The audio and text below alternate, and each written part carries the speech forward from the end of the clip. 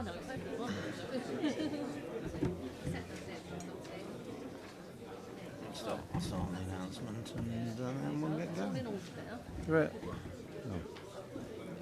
No. Let's start with that, Sonia.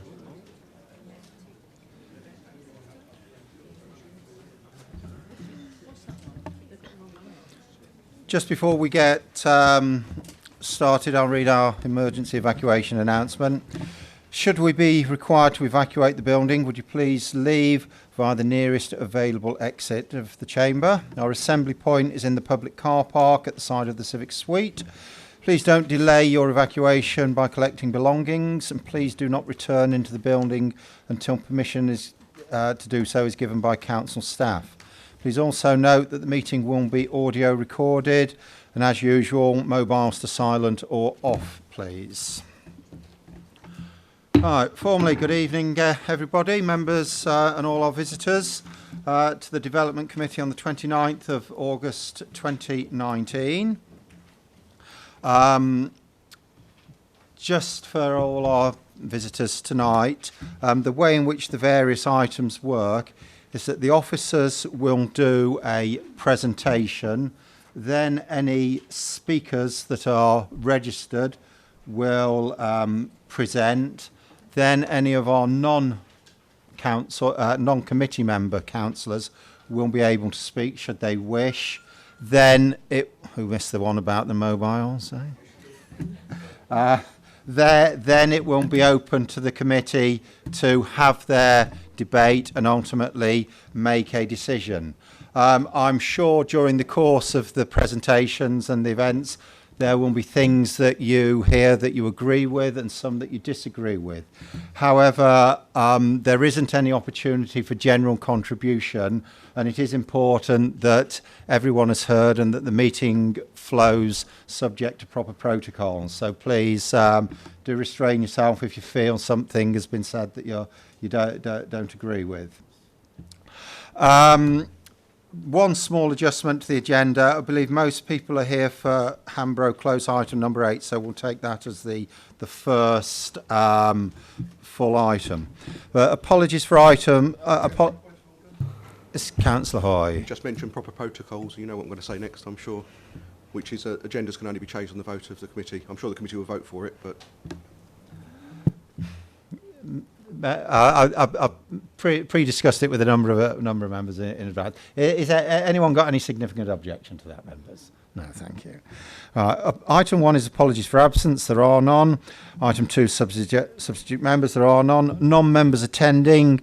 I've seen Councillor Drake, Councillor Rowe, Councillor Steptoe, Councillor Sperring, Councillor Wilkinson, Councillor Mr Hoy, Councillor Mrs Hoy, Councillor McPherson. Councillor Stanley, you got apologies? Oh, right. Okay, Councillor Cannell's got apologies then. Just he normally cuts things to the wire with his arrivals, so I just assumed he was doing that. Item 4 is minutes of the meeting held on 27th of June 2019. Are you happy for me to sign those as a correct and accurate record of that meeting? Thank you. All right. Item 5, declarations of interest. Let's start with the non-members first. Councillor Sperring. You don't need to stand up for this one. Pecuniary interest in relation to the Hambro Close item as a district councillor and non-pecuniary interest as a town councillor in the same case. Thank you. Councillor Rowe. Councillor Dray. Non-pecuniary interest, Mr Chairman, items 8 and 9 as a member of Raleigh Town Council, and 9.1 in particular, and I'm acquainted with residents in Queen Road who are responding to the... Okay, thank you. Councillor Steptoe. Thank you, Chairman. I've got a number, I'm afraid, I do apologise. With regards to item 6, a non-pecuniary interest, I'm a member of Barling Magna Parish Council and also Essex County Council, and I live in Little Wakering Road, but the other end to where the application is. With regards to item 7, non-pecuniary interest as a member of Essex County Council. Item 8, other pecuniary interest as chairman of the investment board, and I will be leaving the meeting at the start of the debate. And with regards to item 9, again as Essex County Council member. Okay, thank you. Okay, Councillor McPherson. Thank you, Chairman. Non-pecuniary, item number 6. I live in Little Wakering Road, but this will not affect where I live because I'm further up the road. Thank you. Right, to our members now. Councillor Wilson. In item 8, as a member of Oxford District Council and also a member of the investment group. Okay, Councillor Stanley. Non-pecuniary interest is I'm a member of the investment council and that is almost adjacent to where I live. Okay, Councillor Lucas Gale. Item 8, Chairman, member of the investment board. Okay, thank you. Councillor Merrick. Item 8, Chairman, I declare an other pecuniary interest as having been involved in the project in question, and it's within my ward. Thank you. Councillor Wotton. Item 8, Chairman, non-pecuniary interest in respect of 8 by virtue of having just been appointed portfolio holder and having not taken part in any of the meetings or discussions leading to it. Thank you. Any others? Councillor Rafferty. Pecuniary interest in item 8, investment board, and non-pecuniary interest in 6, 7, 9.2, Small Great Wakering Parish Council. Thank you. Councillor Williams. Item 8, non-pecuniary member of the investment board. Councillor Shaw. Exactly the same as Councillor Williams. Okay. Councillor Merrick again. I should add, Chairman, that by virtue of my interest, I should be leaving this chamber before the debate begins. Okay, thank you. Members, just one other slight amendment. Since last full council, we've got a 2.5 hour time limit on this, so yeah, hopefully it won't be a problem. But as we get nearer that time, we'll review where we are and the likelihood of us progressing right the way through. So then, our first item is item 8. There is some information on the addendum for this one, which you should all already have had access to. Land adjacent to 14 Hambro Close, Rayleigh. Thank you, Chairman. The application site is a vacant open plot of land located on the northern side of Hambro Close in a prominent position at the end of a vista when entering Hambro Close. The site is open in nature and comprises a sycamore tree. This tree is not covered by a tree preservation order. Planning permission is being sought to erect a 2-storey building comprising 2 self-contained flats, layout of off-street car parking and private amenity space and bin stores. The proposed building would follow the linear building line along Hambro Close. The proposed appearance of the building and its layout, scale, bulk and height would not appear dissimilar to its surrounding contact and is considered acceptable as it would not result in demonstrable harm to the character and appearance of the area. It is considered that there is sufficient distance between the proposed building and the existing residential properties to the east and west. It is considered that a development of 2 flats could be accommodated within the site that would not result in a detrimental impact upon the occupiers of neighbouring properties by way of causing excessive overshadowing as a result of overbearing or causing overlooking a loss of privacy. Hold on one sec. Can we slow it down a little bit, please, Chairman? It's going so fast, I Right. can hear the gasp I think- of words. I think with the aircon as well, just bring the mic a bit closer to you as well. Pace it. Okay, I will continue. Bin storage would be provided in recessed areas set within the side elevation. A shared usable amenity space of 62 square metres would be provided to the rear of the building.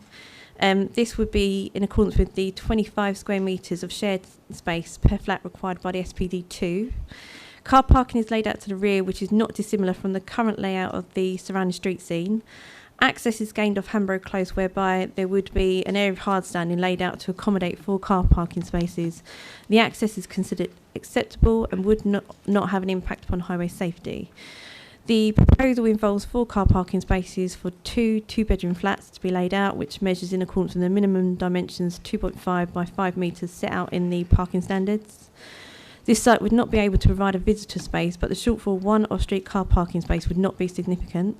There are enough car parking spaces proposed within the site to serve the proposed dwellings. In addition, there are also no parking restriction on Hambro Close, and most properties have off-street car parking for 2 cars or more. Therefore, the proposed development is considered acceptable and would not have a detrimental impact upon highway safety, or the free flow of traffic would be materially harmed. A cycle store has been incorporated into the rear garden that would accommodate 4 cycle spaces, which is considered adequate for the scale of development proposed. The dwellings proposed comply with internal dimensions set out in the National Technical Housing Standards. If we can move to the picture. The tree that exists would have to be removed to facilitate the development and offers some amenity value given its location. However, the tree would not qualify for retention due to its species of the tree being a sycamore and would not score highly on the tree evaluation method preservation order, and therefore no objections are raised to the removal of this tree. A condition has been recommended by the Council's Arboriculture Officer to require suitable species to be planted to the amenity space following completion of the intensive phase of development as part of the soft landscaping scheme. The proposed development is found acceptable and would accord with both national and local policies and adopted supplementary planning documents, and therefore is recommended for approval subject to conditions as stated on page 8.1 of the agenda. Thank you. Okay, our first speaker on this one is Daniel Cross, who's the agent.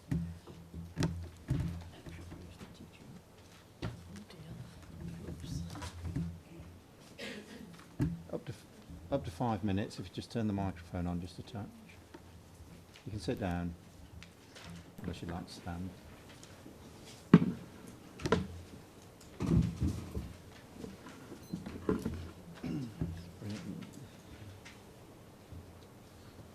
So I'm Daniel Cross from Front Architecture. We're the agent for the site.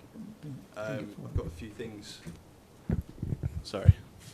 A few comments in response to some of the resident objections that have been raised. So the application has gained officer support. The National Planning Policy Framework encourages the effective use of land to provide much needed housing. The officer has stated in principle the development of this site is appropriate to deliver such housing. Parking requirements are met, internal floor areas exceed national minimums, and amenity areas offer an over-provision which suggests a suitable quantum of development. Therefore, the site is not overdeveloped and the density is acceptable. The proposed development is equal to surrounding dwellings in height and scale. It takes the appearance of a detached dwelling and therefore is in keeping with the neighbouring area. The officer's report states the application site offers enough car parking spaces to serve the proposed dwellings. Therefore, parking levels have been accepted. The site provides 2 vehicle spaces per dwelling and therefore would not affect existing residents. These spaces are located in an existing grass area that should not currently be used for parking by neighbouring residents. The proposals do not force new residents to park on the street and provides a parking solution within the application boundary, which should not affect the existing parking situation of Hambro Close. The scheme does not provide additional parking for neighbouring houses, and there is no planning guidance to suggest that the application should look to provide parking for surrounding houses. Although it may be frustrating that existing properties do not benefit from allocated parking, it is not for the current application to address this, as it is outside the ownership boundary. If new residents do not have to park outside the application site, this should be enough to justify an adequate parking solution. The proposed amenity space provides a focal entrance point to an area predominantly faced with rear fencing, providing natural surveillance over Hambro Close. A full landscaping strategy will be provided as part of the approval, highlighting proposed planting schedules and maintenance plans to offer a visually attractive shared amenity space, providing visual enhancement for the street. This is a welcome condition stated in the officer's report.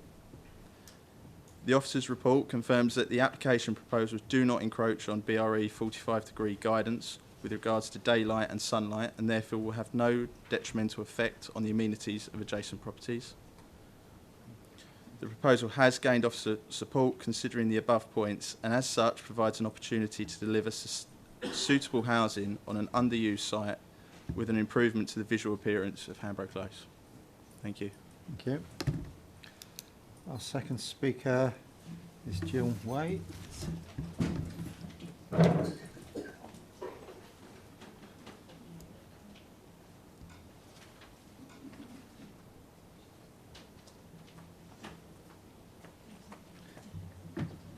Again, Chairman, up to 5 minutes. I'll let you know when you've got a minute to go. Mic's on already, so Yeah. that's okay. Thank you for your time to speak here this evening. I'm representing the Hambro Close community. Most of them are here this evening. I'd like to note, first of all, that the previous applications have been made in 2004 and were refused. They were refused on the basis they would lose a parcel of informal space in the prominent town landscape and would be harmful to the character and amenity of the area. Nothing's changed. It's still the same space. Oh, thank you for putting up the pictures. National policy framework says developments do not undermine quality of life, improve the quality, and they must improve the quality and character of the existing community area and the way it functions. This is going to have a severe impact. We are losing our open space. We are losing, as you pointedly said, space that we'd like to park because there's no other parking. I'll point out that the report is inaccurate. It says that every member of Hambro Close has 2 or more parking spaces allocated to them. We don't. We have 20 spaces and 2 driveways. That's 1 unallocated parking space. It's on a first-come, first-served basis, hence why the neighbours, anyone else on free parking can park anywhere they want in this road, and we have difficulties getting in. By taking away this area of land makes it more difficult for us, and by giving it to someone else, right, not your problem, but it is an issue for us.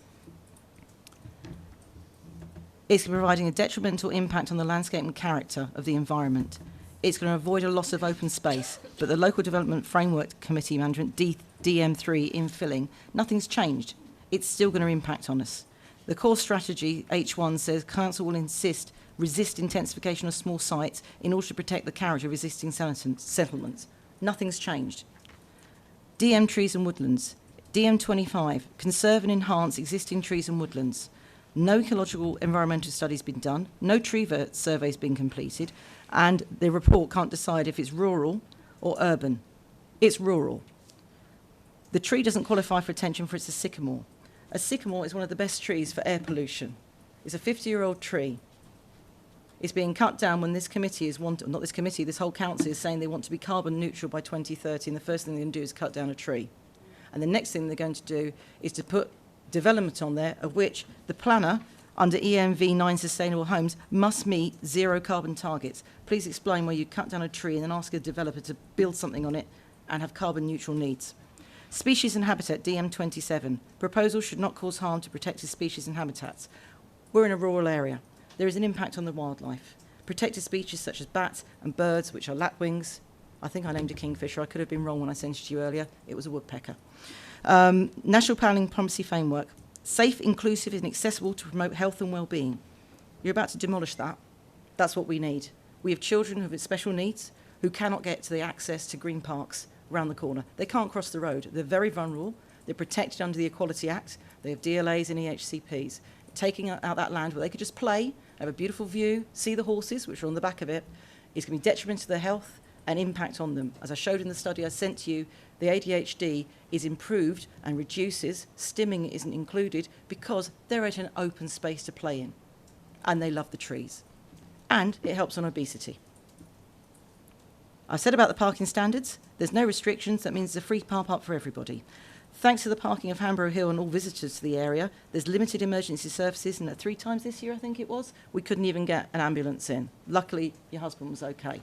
So we have very big difficulties in our road. By doing this, it's going to make it more awkward.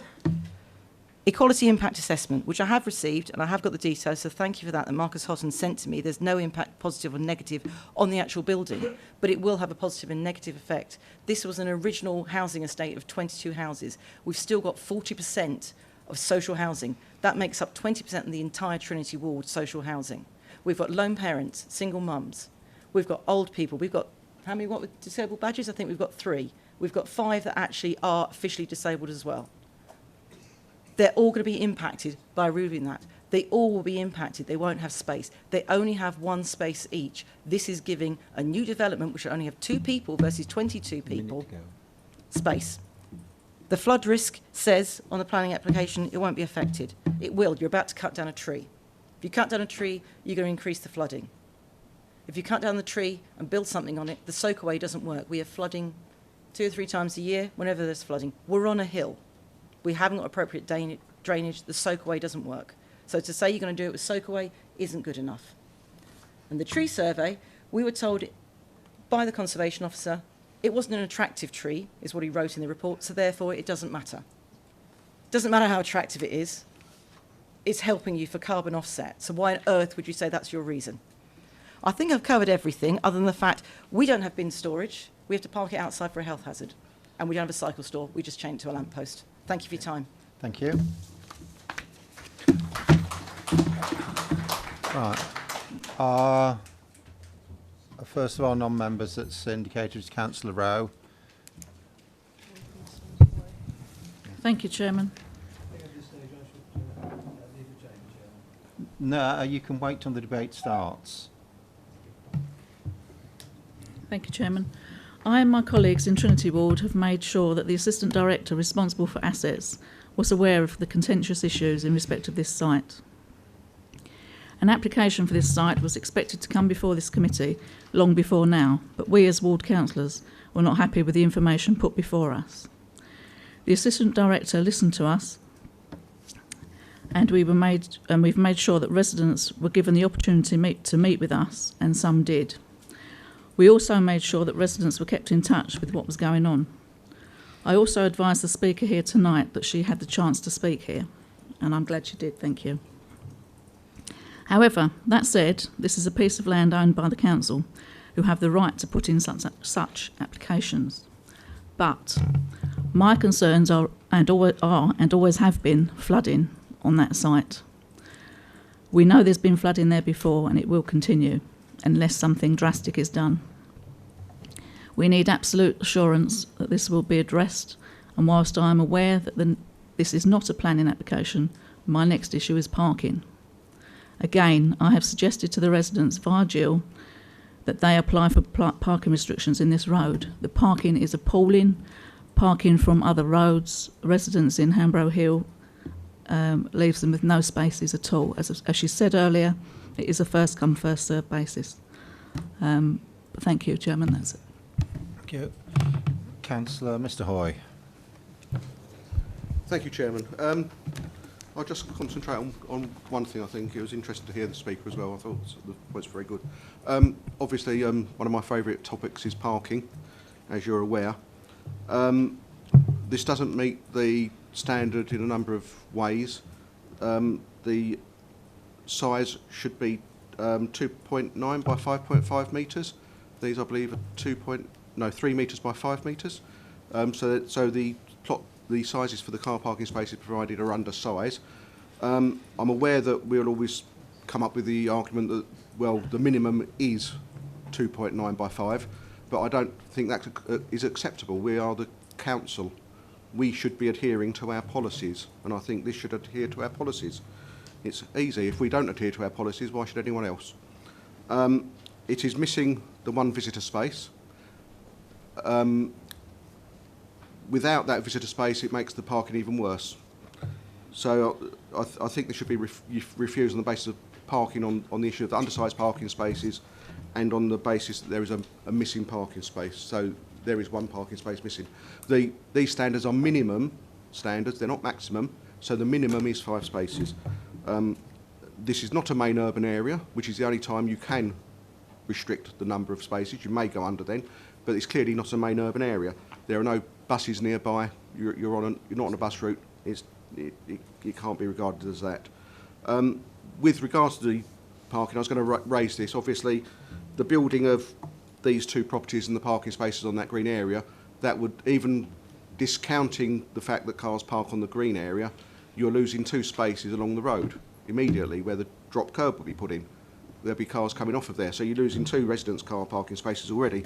As has been said, there are only 20 car parking spaces on the road for residents which are allocated. This estate was built at a time when we had laxer parking standards, shall I say, and look at the problems that caused.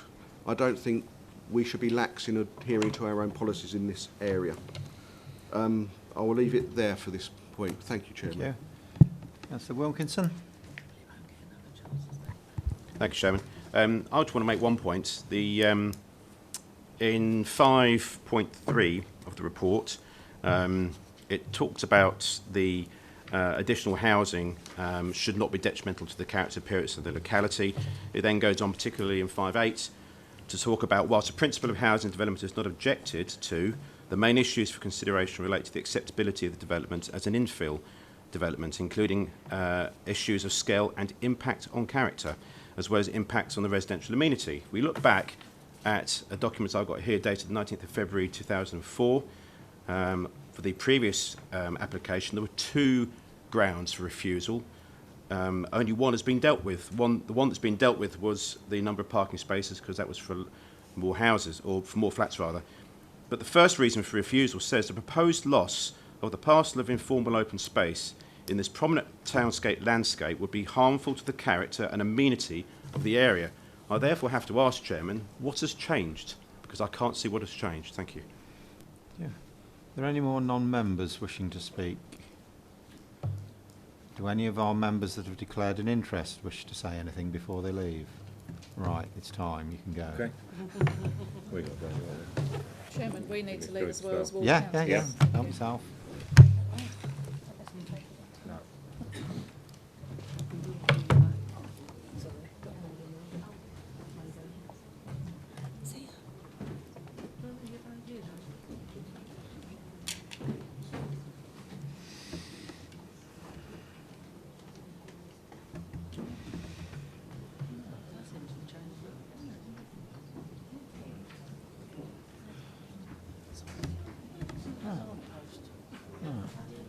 Members, your turn.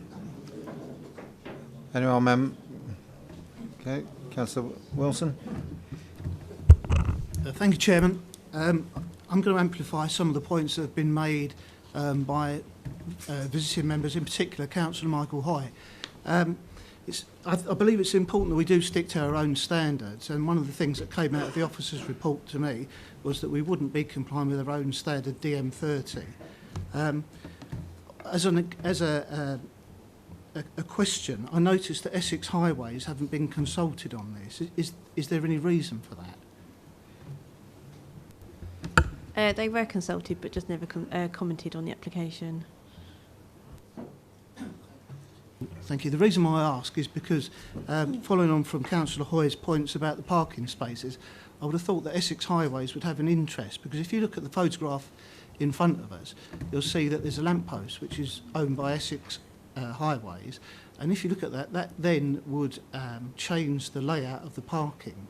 So what we'll be doing is you'll actually be coming on to park side by side, so you're actually limiting the amount of space that you've got there. That's one consideration. And also, presumably, that light's been put there for a purpose, for lighting, obviously, but there must be some reason why they put the lamppost in that position. It's a T-junction. Do any other...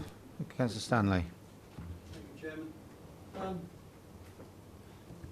This is really a case that, from the 2004 application it was put in, 34 flats, which was refused. And since then, it's become quite a parked area. And it's parked so much so that that land is being used for 4 cars, because nobody else can park anywhere else in that road.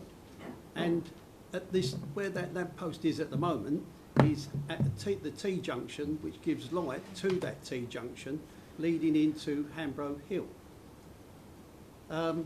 As it was put out, and I agree with Council from the 2004, the objections that were put in and why it was refused.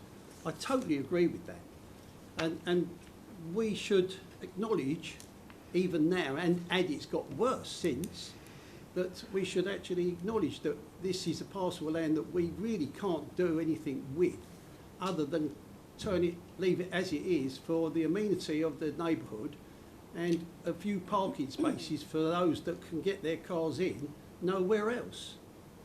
I think that we're making a big mistake, and plus the fact that the parking is not adequate, it's not of our policy. Our policy describes what the parking should be, and we should stick to the policy.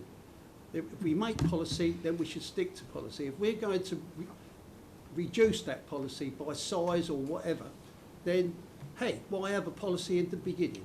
Thank you very much. And I cannot support this application. If you could make a comment about the parking standard and then the relationship between on-street parking and the planning application and then the street light. Right, okay. DM30 actually requires development to not have an impact on highway safety. So that's kind of your starting point. Then we look at the SPD, the power parking standards that are adopted. That does require a minimum parking space to be 2.9 by 5 metres, which this does meet. It does say in certain circumstances, in this case, you can look at the context of the character of the area and look at what the car parking situation is at the moment and the car parking sizes. So, you know, it does comply in that respect. With regards to the lamppost, obviously the development would need to apply for permission to county to get it removed, and it would be at their cost.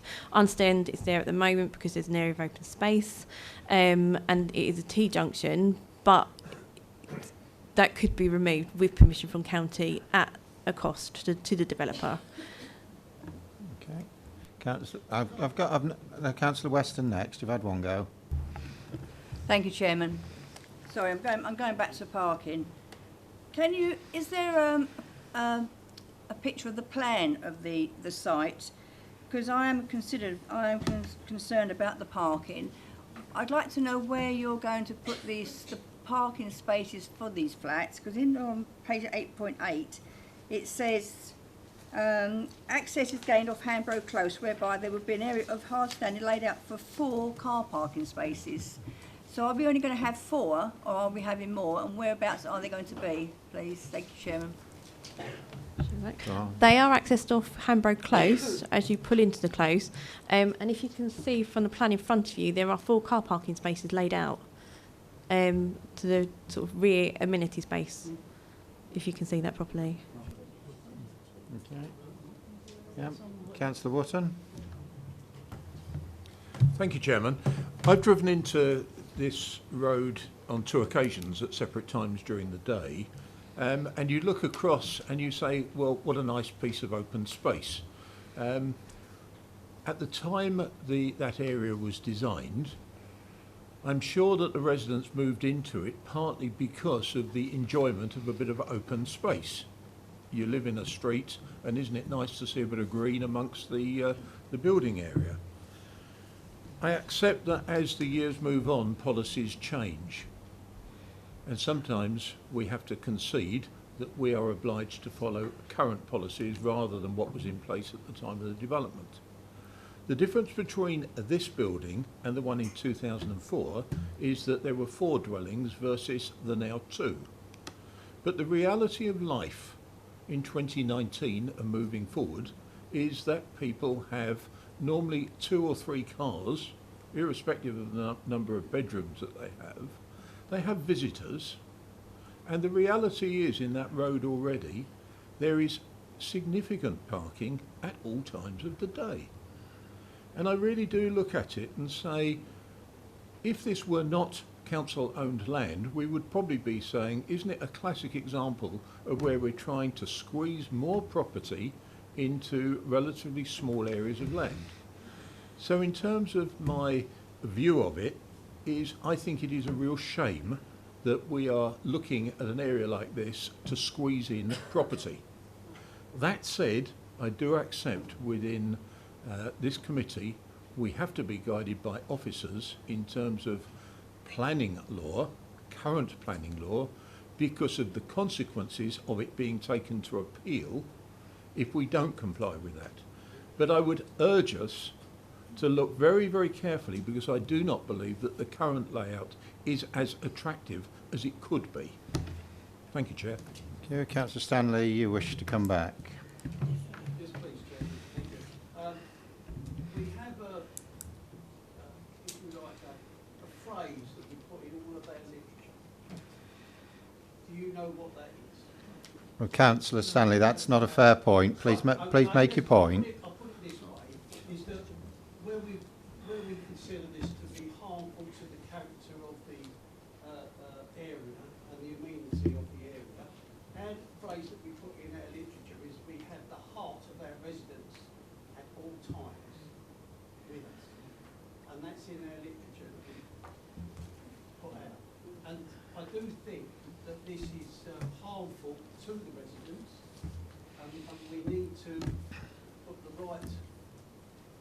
basis of our wording of what we say in our literature. Members, we've got an application in front of us. We have a great number of planning policies that we are duty bound to implement. From what I've heard and from what I've read in the report, the principle of housing on that site, whether desirable or not, is not really questioned. The principle is acceptable.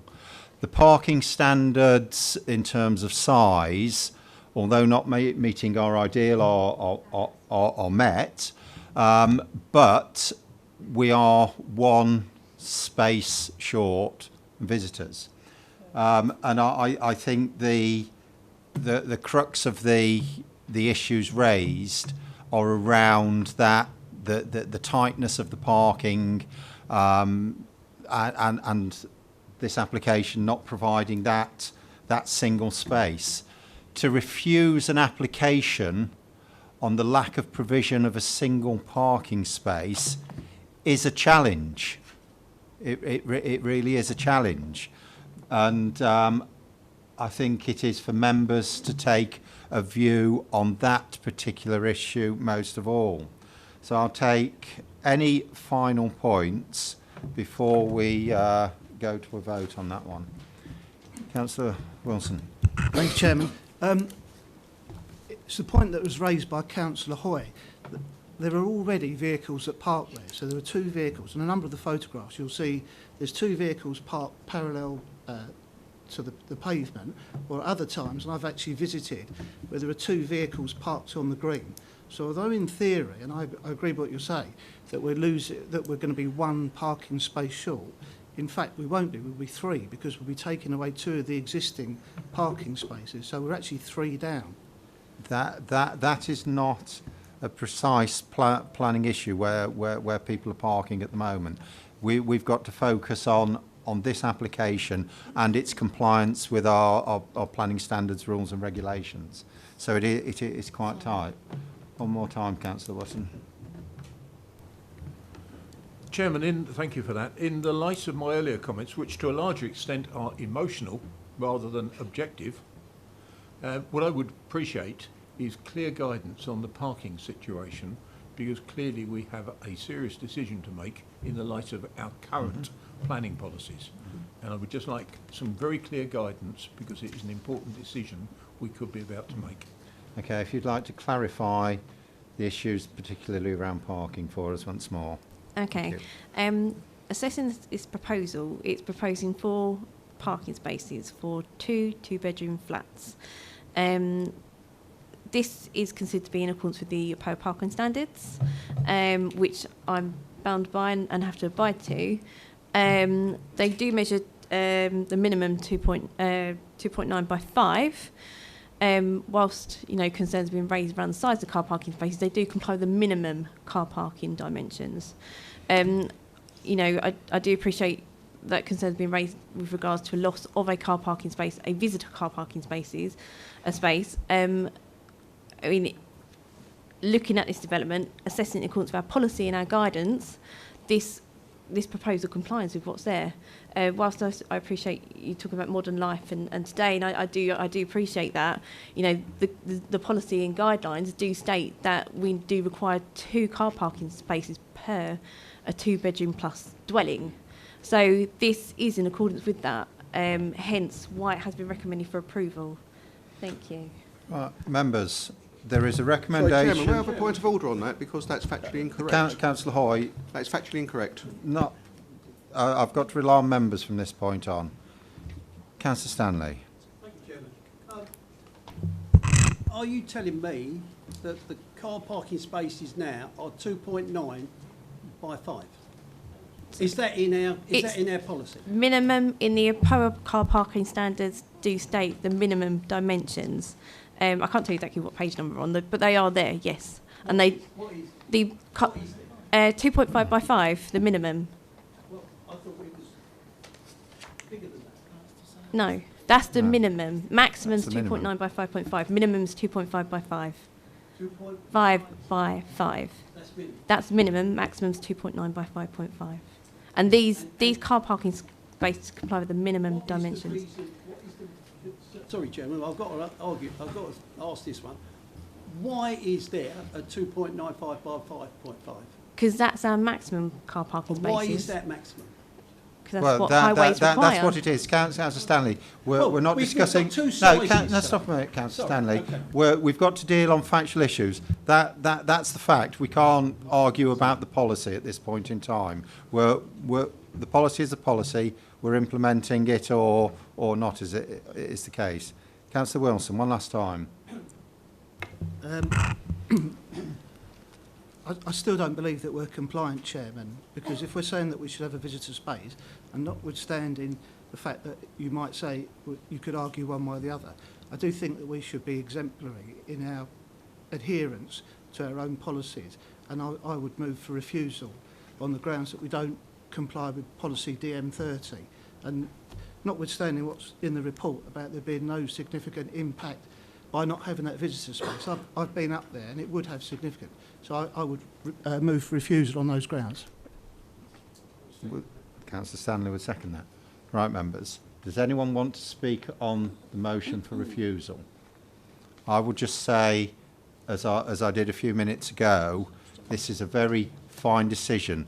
This is effectively a visitor parking space, and it's for your members to take a decision on how much you can put on the weight of that.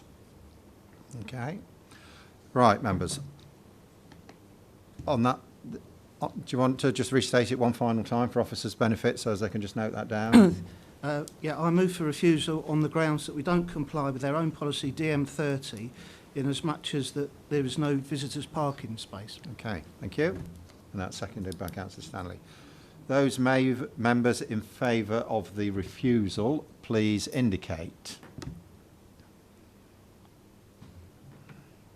Those against the refusal. Thank you. That item is refused. Thank you. We come back in, Councillor Merrick. If any of our visitors don't want to stay any longer, then feel free to.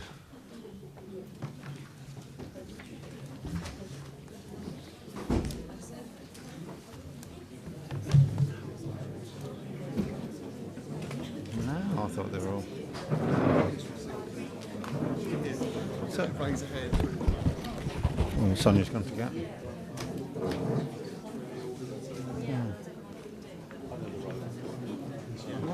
Sonia, what are the rest of the people here for? Yeah. Yeah.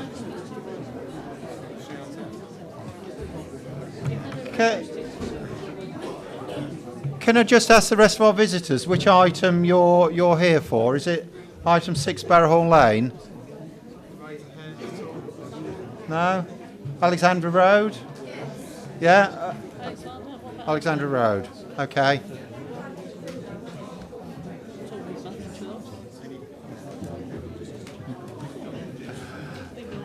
Yeah. Right. Have we got everyone back? Right. Okay. With the committee's agreement, for our visitors' benefit, we'll move on to item 7. Is that okay? That's what most of our visitors are here for now. Okay. Right, item 7 is land to the rear of 3 to 45 Alexandra Road, Great Wakering.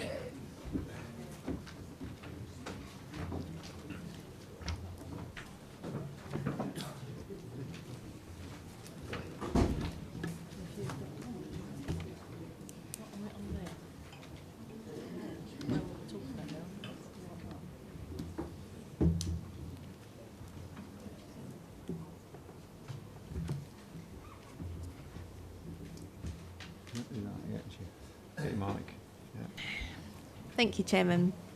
This application relates to land rear of 3 to 45 Alexander Road. The site lies to the east of Alexandra Road, which is the main residential street in Great Wakering. If you can move to ground floor plan. Keep the mic and watch Yeah, the speed. sorry. Planning permission is being sought to demolish number 39A Alexander Street and erect 25 two-storey residential dwellings and layout of a road, car parking and landscaping on land behind Alexander Road. This access into the site would be gained from Alexander Road. Do you want me to roof levels, please? The site proposes a housing mix of 1 one-bed, 11 two-beds and 13 three-bed dwellings. Of these, 8 are proposed to be affordable, with 1 of these being a one-bed property, 4 two-bed properties and 3 three-bed properties. These affordable units would be sited to the northern and southern end of the site. The density would equate to 36 dwellings per hectare. The layouts comprise detached, semi-detached and terraced two-storey dwellings. The odd dwelling has dormers in the front roofscape, which are strategically placed around the site. All of the plots comprise 2 car parking spaces and a visitor parking, which have been provided.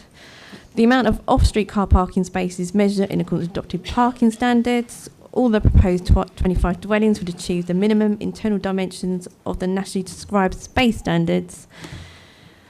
All of the plots provide rear amenity space complying with the supplementary planning document. Number 2, which is housing design. Sufficient space would be provided to accommodate the necessary storage requirements for each dwelling within the rear gardens. The bins provide, the gardens propose all outside access with exception of plot 15, which is a bin store located to the rear of its parking space due to the property being middle terrace. It is considered that there are sufficient distances between the proposed dwellings and the existing residential properties surrounding the site.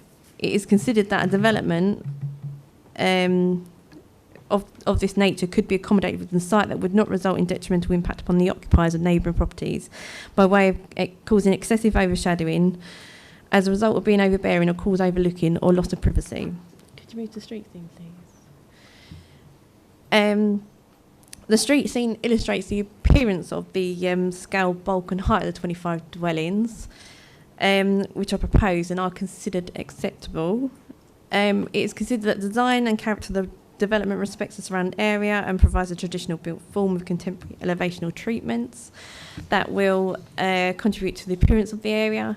Due to the design, siting and the proportions of the development, there will be no material impact on living conditions of neighbouring residents in relation to overshadowing, dominance or overlooking.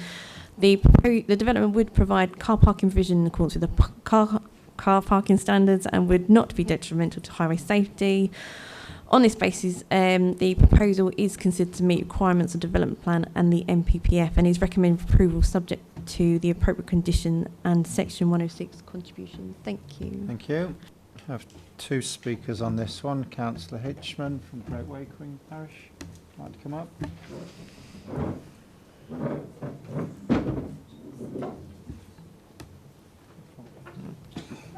Up to 5 minutes again. You've only got a minute to go.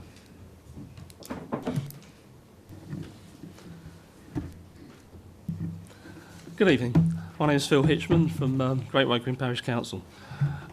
We've had a couple of meetings at the Parish Council about this, to which residents were invited, and we've had an awful lot of strong objections to the application, mainly around Alexandra Road itself rather than the development. The main objections were really access and lack of parking spaces. Now, at Alexandra Road, if anybody knows that it's always full up. There are no parking spaces left. It's also used as an overspill from the high street. So, and because it's a long, straight, narrow road, cars tend to park up on the pavements. Now, this creates a number of problems. First of all, putting a spine road in to the new development would mean we're going to lose a good number of parking spaces, particularly as it's quite narrow and you need quite a sweep to get into the road. So we could be talking about 6 to 8 parking spaces lost in Alexandra Road alone. Excuse me. There was also concern, especially the visibility coming in and out of the new road. Again, partly because of the number of cars and vans that are parked up on the pavement the whole time. Visibility coming out of the road would be reduced. Would be quite difficult to get in and out of the road, I would think. The road is very narrow. we already have a problem with service vehicles and emergency vehicles getting up and down the road. This is going to compound the problem, we feel. We also felt that the proposed development was overcrowded, too many houses for such a small slice of land. I couldn't actually find any reference to what the minimum actually is. I could only find a reference to maximum, which sounds a bit strange to me, but they're talking about 25 houses or dwellings on this, this plot, which we think is overdevelopment. There are also a few other concerns regarding positioning of workers' huts during the development. We did request an archaeological investigation before works commenced because it is known to be quite an old plot. It's also worth stating probably that initially they thought it was a brownfield site, but it's not. It's not listed as brownfield. It's actually a nursery, which is agricultural land, I believe. And I think that's about it. Okay, yeah. Thank you very much. And Mr. Cross again as the agent.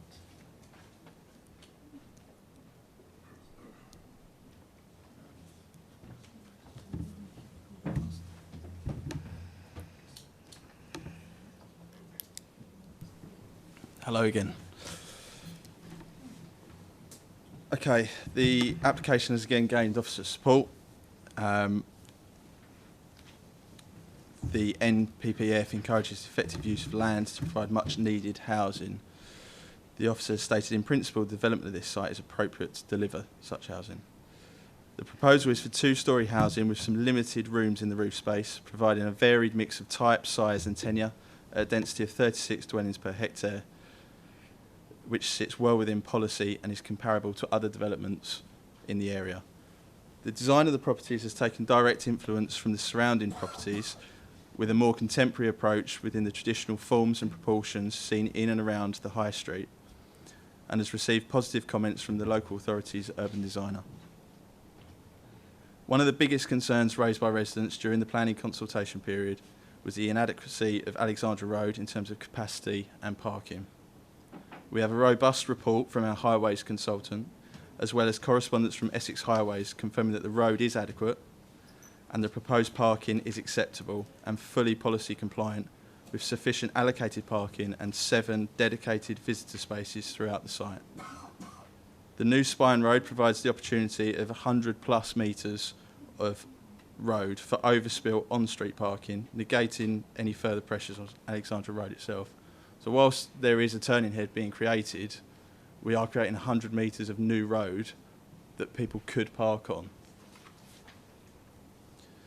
All the rear garden amenity spaces are fully compliant with planning policy, and the layout and orientation of the properties has been carefully designed to minimise overlooking to existing residents. Again, fully compliant in separation distance.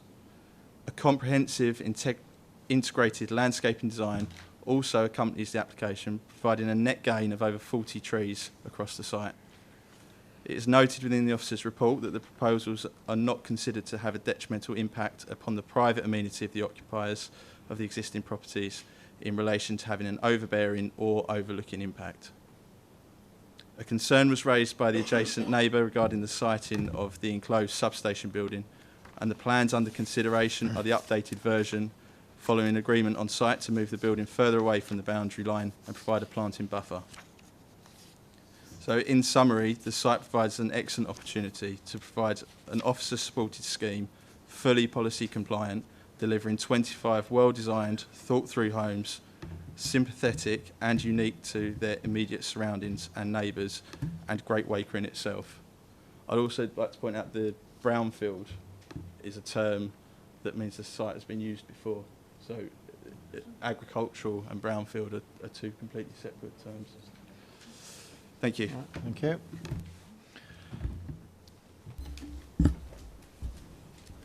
Right. Our non-members first. Councillor McPherson's indicated, and Councillor Steptoe. Thank you, Please. Chairman. Okay, first of all, I'd like to draw the committee to errors in the report. My compliments have to go to my eagle-eyed co-ward councillor for noticing this one. If you have a look on page 7.26, 4.22, you'll see the report from the South Essex Parking Partnership, who basically give their okay to this. Only they refer to it in relation to Helena Road, which is in Rayleigh. So, one, do they actually realise this application is in Great Wakering? And what are their comments in relation to? Is the parking okay or not? Because we don't know now, do we? May I also refer you to page 7.22, 3.77. This is regarding the provision of open space and play space. The report says, and I'll quote, I'll read from it, with Burrows Park and playing field located so close to the site, it is not considered that the lack of open and play space for public use will directly impact on the application site would be objectionable here. Can I point out to the committee that Burrows Park, which is quoted in this report, is not a public park. It's not a public playing field. It is actually a privately run football club. So not accessible to the public, except of course on match days when they want to watch the football. So based on those errors, I don't know how many more there are in this report that others may have found, but you may want to consider deferring this item. I then refer to page 7.3 under conditions, the fourth bullet point. 7.4, number 8, 7.5, number 11. These are all the sort of basic conditions that you expect of any developer, not to do anything before the application is put in. Unfortunately, this developer had already demolished any existing buildings and cleared the site of all buildings, trees, wildlife and habitation before they even put in this application. So as the developer had no regard before, will they in the future? I would have thought perhaps remedial reports on ecological, archaeological studies need to take place and should have been presented alongside this application. As mentioned, Alexandra Road has already got parking at full capacity. So this development would not only impact on the residents by taking away a proportion of their parking, but it will also create more difficulties with the overspill from this development. However, I've just made a note that the agent says the 100 metres of new road to park on is not mentioned in this report. And if so, perhaps this could be a condition that this is made available for the local residents. And if so, officers need to check the width of the road to make sure that such vehicles as heavy goods vehicles, lorries, our dust carts can also get down there with parking. There's huge safety concerns over the entrance and exit. I can appreciate what the agent has just said, but we're ward councillors, we live there, we know what this road is like. The displays will not provide enough visibility, and how will a refuse vehicle or similar, let alone the works traffic for this site, get in and out?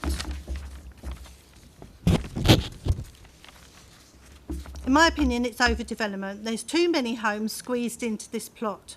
Of course, the developer will be wanting to squeeze as much money out of the development, but not to the detriment of our residents. Thank you very much.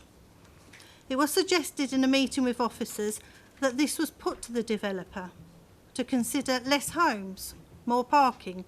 Alas, there was no response from this developer or opportunity to discuss this further.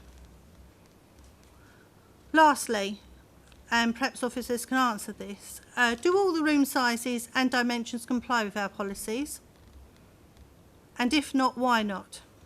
As it's been said earlier, there's little point in having policies if we do not ensure developers comply with them. Thank you, Chairman. Councillor Steptoe. Thank you, Chairman. first of all, as it has been mentioned, I ought to declare an interest because I am the chairman of South East Essex Parking Partnership, just to clarify that as a point. Chairman, I have two questions which I'd like officers to answer first, and it depends on their answers to West Waker. As a visiting member, you can make a statement, but you can't interact, I'm afraid. Sorry. Right, okay. With regards to the status of the land, I believe that it is greenbelt. There has been recently a test case in other parts of the country, particularly around glass houses and greenhouses, that they are not pre-development land and they are not brownfield. We recently had a case here within Rochford in Stonebridge, which is a similar site, which had a number of glass houses on, and it was refused on that basis because it was greenbelt, not pre-developed, and not brownfield. So the fact that it's greenbelt, I would like to know what special circumstances have been put forward to actually allow this development. The Speaker mentioned about the maximum number of buildings in the in a given area. I think we refer to it as density. So I would like to see some clarification on whether this actually meets the density requirements of our policy. I think that may be what the Speaker was trying to refer to. Thank you, Chairman. Thank you. Councillor Mrs Hoy. Thank you. I just wanted to make one slight point. I've read this report and but I always think that we never ever seem to argue with Essex. We just take what they say for granted. So I just wanted to point out at the front, at the very front, it says the developers are going to make a financial contribution to all secondary transport provisions, but that's not going to be any good if there isn't any schools for them to go to. Thank you. Any other non-members wish to say anything? Oh, sorry, Councillor Mr Hoy as well. Thank you, Chairman. Just briefly, on the affordable housing, I make it 32%, not our minimum 35%.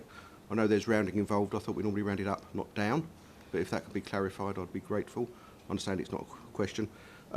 With regards to the parking, it does meet the standard. However, I point out that the policy is not a maximum of 2.9 by 5.5. It's a preferred 2.9 by 5.5. It's not a maximum. Thank you. Just before we go to members then, would you like to sort of inform the debate with reference to 4.22, 3.77, status of the land density and the rounding or not of the affordable? I'll start with room sizes, which you asked a question on.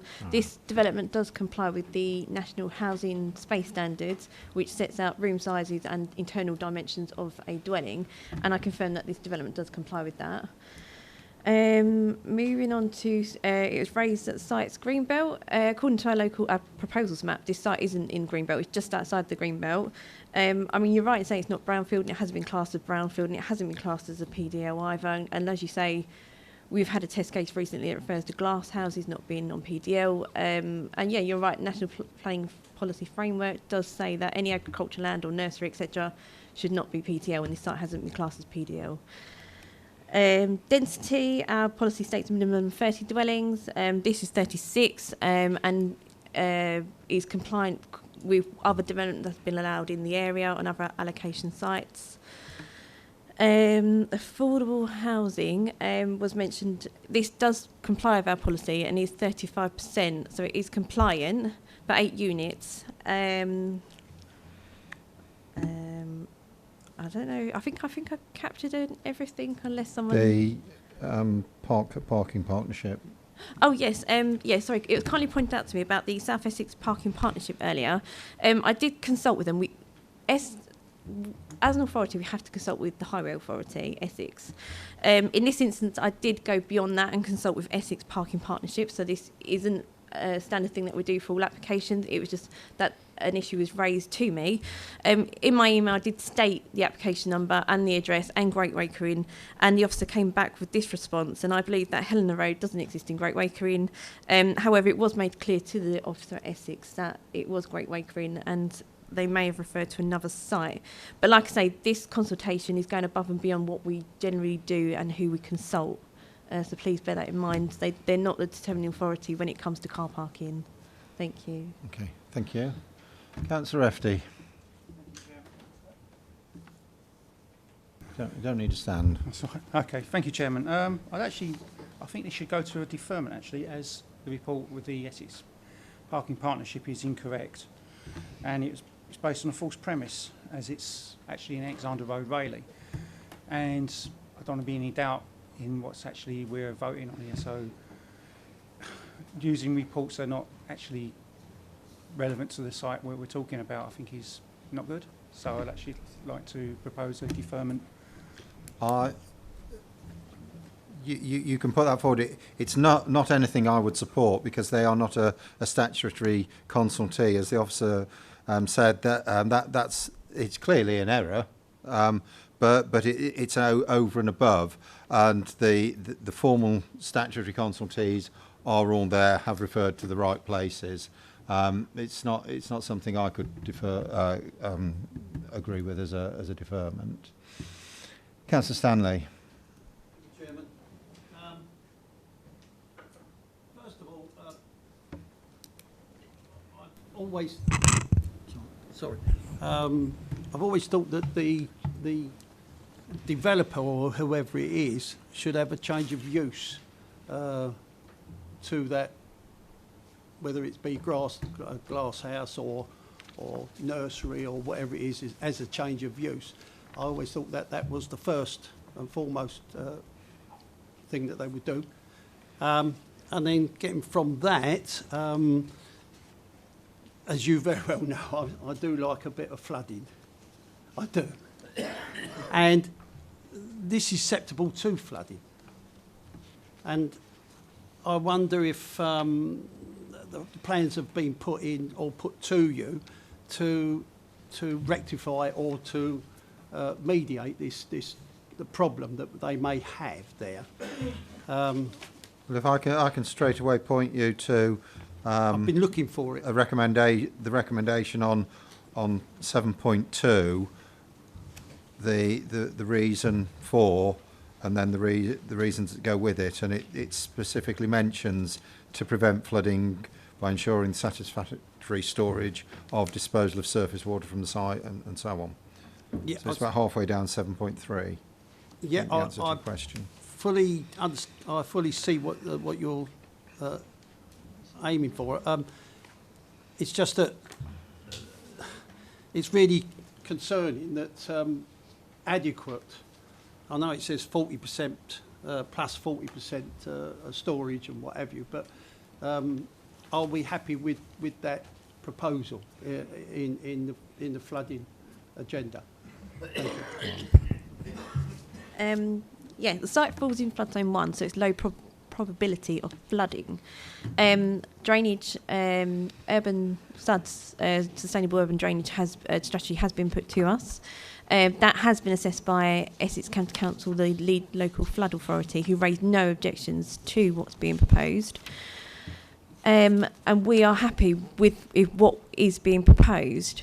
And conditions have been recommended to on this application for further information to come in regarding I'm not quite sure what's the name, sort of maintenance logs and other things. But yeah, generally we are happy with what is being proposed as part of this development. Like I say, it has been assessed by the lead local flood authority, who are satisfied with the proposal that was put forward.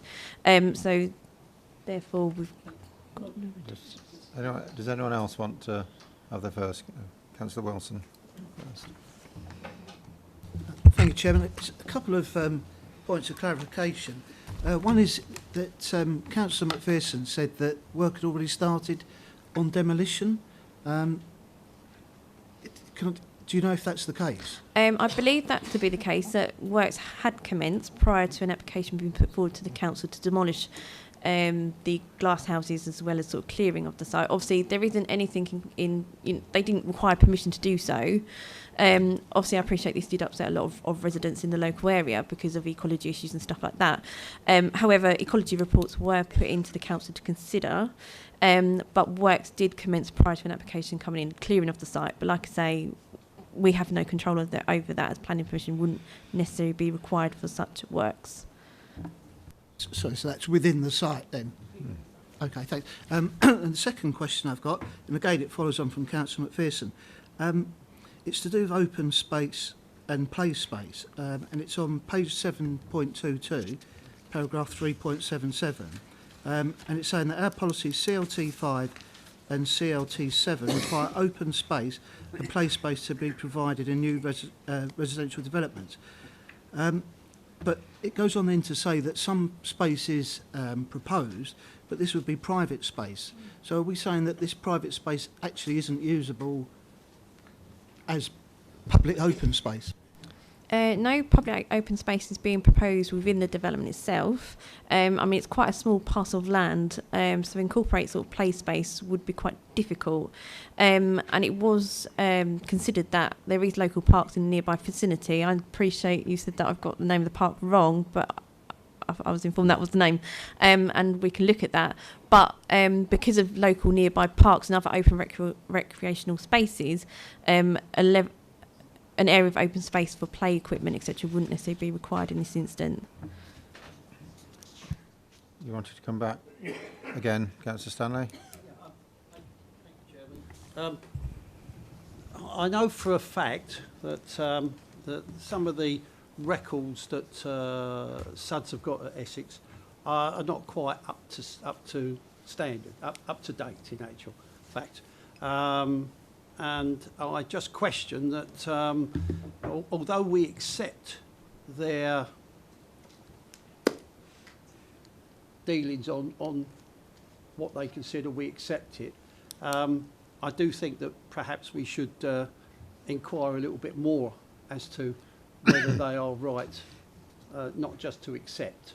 My position is, as you may know, that where I am with Rawriff and what's going on with that. Focus on the application. That's nothing to do with the planning, but I'm just saying that we accept things on the basis of we haven't found out ourselves. So, you know, I've just questioned that. I mean, do you want me to come back in on that one? Not really, no.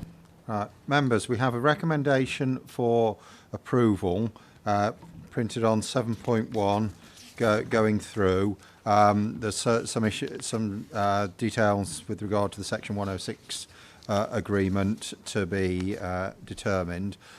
We've had the recommendation from officers that this is a fair and compliant scheme. So I'll take this one to the vote.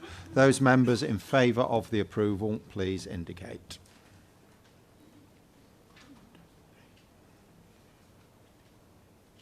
Those against? That's 5 each. So just again, please. 1, 2, 3, 4, 5, 6, and 5. Oh, right, okay. That item is not approved. Not approved doesn't mean it's refused. So I now come to members to ask for someone to take the debate forward, which would be a motion for refusal. Councillor Stanley, you've indicated. Thank you, Chairman. The other. No, I'm not going there. Not going there. Right. No. I didn't think you wanted to. This is purely what we've said here. Is that we were talking about spaces for so, you know, as an open space, play space, and open spaces, and hasn't any been put forward by the officers, and there's nothing on site for a community or anything like that, and that's the reason for my refusal. Thank you.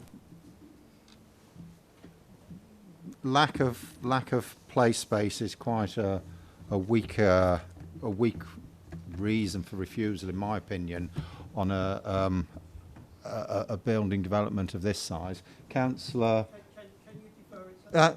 I was just saying, Councillor Shaw has just indicated as well, she'd wish to speak I was further. going to say, can we please defer this application? You can make that motion. Because I think we need further reports on this to come back to committee. Councillor FD? Okay, so we've had a motion to defer in a second. Can I just ask for the clarity for officers and to allow the applicant full information to have the particular issues that are of concern and that have caused the application not to be passed tonight. Councillor FD. Status of the land, right? Yeah. Oh yeah, sorry. Good.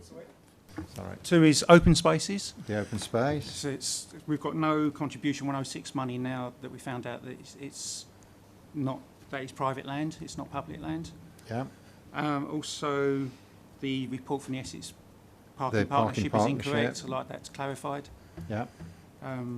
What else? Got any others? Councillor Stanley. Policies CLT5 and CLT7. What are you looking at? Require open space and play space to be provided within new That- residential development. So that's 3.77. Councillor FD once more. Ecological reports as well. I think they need to be coming Okay. forward before, not after. Well, That's in there, isn't if it? we're moving. Okay, so Great one. thank you. So you're content that you've got enough information to continue a dialogue with the applicant to allow members to come back and discuss it with a bit more information and make a final decision one way or the other in future. Okay, so I just have members just formally indicate in favour of the deferral. Any against the deferral? No, right. That item is deferred then. You can. May I just ask a question? If the company are doing something with the land already, clearing or building or whatever, can that not be stopped until this has gone back to the We have committee? covered this many times at our training sessions. The whole development could be constructed, but it's done at risk. It's done at risk. Right, so that item 7 was deferred. If any of our visitors this evening wish to go now, feel free, and we'll be moving on to item 6 next, which is land to the west of Little Wakering Road and south of Barrowhorn Road, Little Wakering. There is an addenda, some addendum information on that one as well.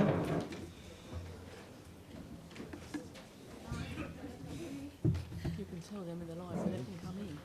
Let them come in. Leave them along, out of meetings for too long. And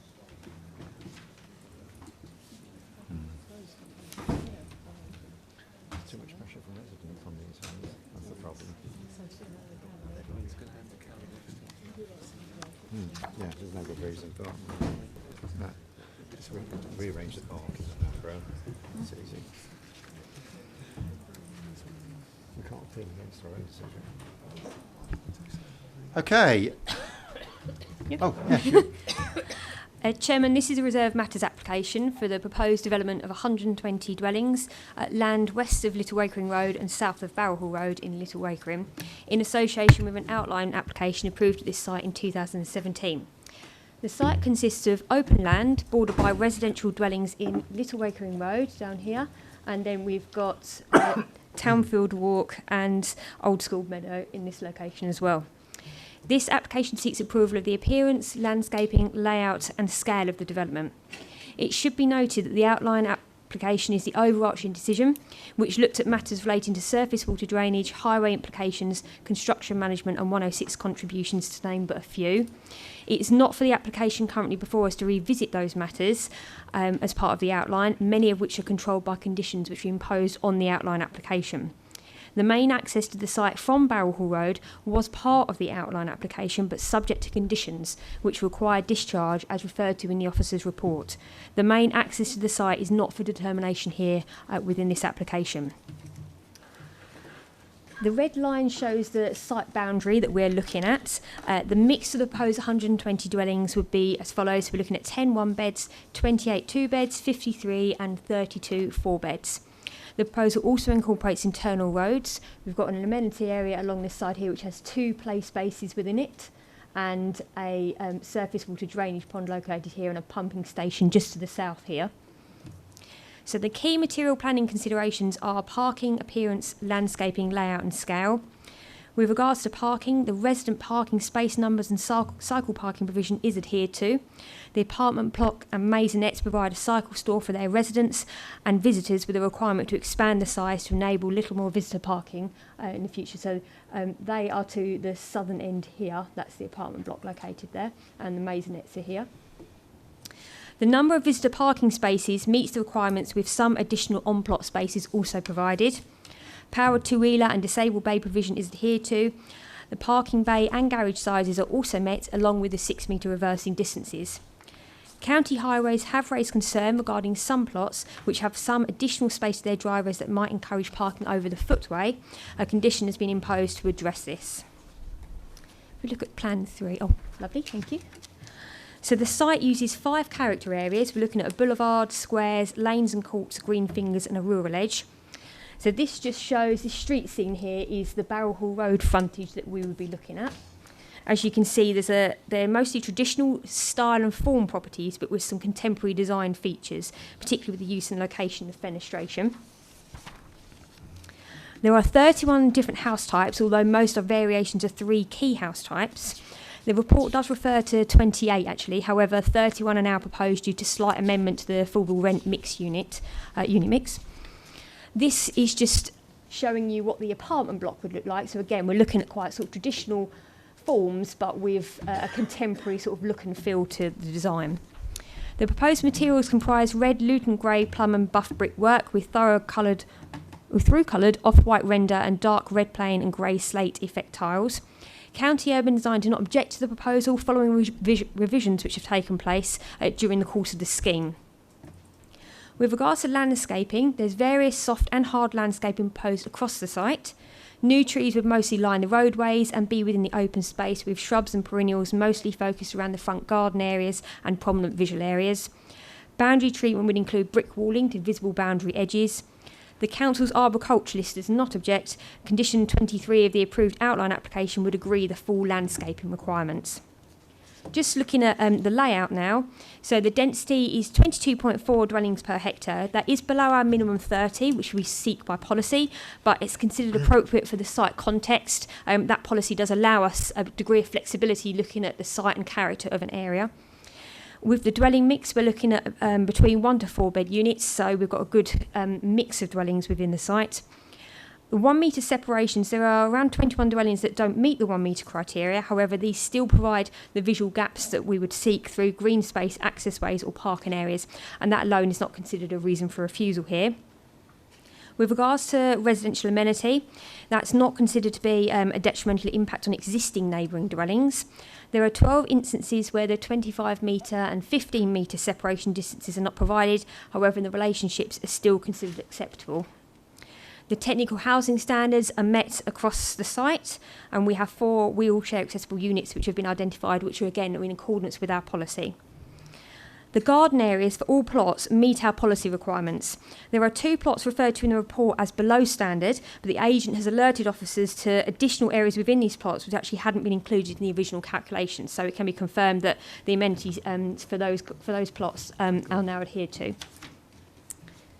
With regards to refuse, a refuse vehicle could track through the development. Bin storage would be within rear gardens, and the apartment block and maisonettes would have communal stores. Refuse arrangements, including drag distances, are also considered acceptable. We can have a look at Plan 5, please, Katie. Thank you. This is just another street scene. This is actually the boulevard going straight down the site as you would drive in. So the building heights proposed are predominantly 2-storey and under 9 metres, with the apartment block measuring around 9.1 and 2 house types at 10.3. So you can see some of the differences in the house types along here. So this would be the 10.3 version, and you'd have sort of various up and down sort of designs, and that's considered acceptable variety across the site. Moving on just to other matters, the open space and play space, the quantity shown for both open and play space adheres to the allocations plan. We're looking at affordable housing. The proposal seeks a slight amendment to the affordable rented unit mix, but this is still in accordance with the Council's 35% requirement, and it's in accordance with the Council's strategic housing team and what they consider to be the need is for the Rochford area. Looking at youth and community facilities, a £25,000 contribution is sought towards a multi-use games area at Great Wakery Open Space, and that has been agreed and accepted by the developer. And with regards to ecology, the Council have conducted a further appropriate assessment as part of the habitat regulation since the outline application was undertaken. This has concluded that the mitigation should be sought equating to £14,676, and that has been accepted by the applicant. Chairman, this application is recommended for approval subject to conditions. Thank you. Thank you. Have a speaker on this, Mr. Matthew Wood, the agent.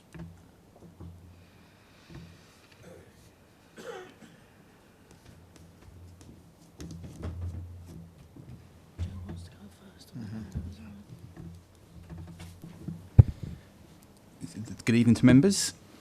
As you will be aware, the site benefits from outline planning permission for 120 new houses with public open space, parking and associated development. This reserve matters plan application is pursuant to such details relating to matters of appearance, landscaping, layout and scale only. In addition, the site is allocated for new residential development within the Council's adopted allocations plan. Since the submission of this detailed application in November 2018, the applicant, Sanctuary Homes, has remained committed to working collaboratively with officers to ensure full support for these detailed proposals can be achieved in line with key local development plan and MPPF principles. As members will have recently seen, the applicant has provided a significant standard of detail in support of this application, including a number of comprehensive and detailed further submissions in response to officer and urban design feedback. This has assisted in a positive officer recommendation of approval now being achieved. The proposal has sought to provide a varied mix of housing across the site, which includes 31 separate house types, predominantly through variations of 3 key house types, as well as an apartment block and some masonettes. The layout of the proposal seeks to build on the aspirations of the outline planning permission in focusing new development to the east of the site, with a significant green lung to the site's western extent to provide an appropriate transition to the wider greenbelt land, as well as incorporating high quality public open space. This is important as it improves the pedestrian links across the site, as well as incorporating the drainage features and 2 children's play areas. The layout of the development to the east has also been carefully planned to complement this green area, including high quality views to and from it from within the site itself, and 3 distinctive green lungs that run east to west through the site, improving overall accessibility in and around it. As set out within the officer's report, the outline planning permission does not put a limit on the overall height of buildings. Notwithstanding this, the heights proposed are predominantly 2-storey in nature to maintain a largely 2-storey character across the site. In addition, there are some larger house types which would be located at strategic points within the development to achieve focal points, which is again fully supported by officers. As illustrated by the layout of the development proposed, soft landscaping proposals are a central feature of the development and are incorporated across its extent. This includes in relation to public open space, green lungs and the frontage of the site with Barrow Hall Road. As made clear within the officer's report, the matter of access is not a relevant material consideration in the determination of this planning application, as such details were approved as part of the outline planning application and were not reserved. However, following access concerns being raised to the applicant as part of this process, they have responded positively in engaging their highway consultant to reconsider the site's access. A detailed highways report was subsequently prepared and circulated to officers, concluding that the existing approved access onto Barrow Hall Road is the best access option for the site. Importantly, this continues to be supported by the Highway Authority. As such, the applicant does not propose to revisit this approved matter, given its overall level of acceptability. As members will note, a signed Section 106 agreement is attached to the associated outline planning permission, which includes clauses in respect of affordable housing, highways, healthcare and education. In addition, the applicant has agreed to further 106 clauses in respect of a contribution towards the local youth and community provision and the mitigation in relation to HRA as set out within the Officers' Committee report. These include additional benefits not currently secured by the outline planning permission. In addition, the applicant would like to make aware that there are no outstanding objections to this planning application from statutory consultees, and although there have been some neighbour objections, these have been fully addressed within the Officers' Planning Committee report. In conclusion, the detailed proposals will represent a sustainable form of development supported by the Local Development Plan and NPPF and will be of a high quality design and layout. Therefore, the proposals constitute sustainable development, and as such, members are urged to support this proposal and grant detailed planning permission accordingly. Thank you very much. Thank you. All right. Non-members, Councillor McPherson, you've indicated. Thank you, Chairman.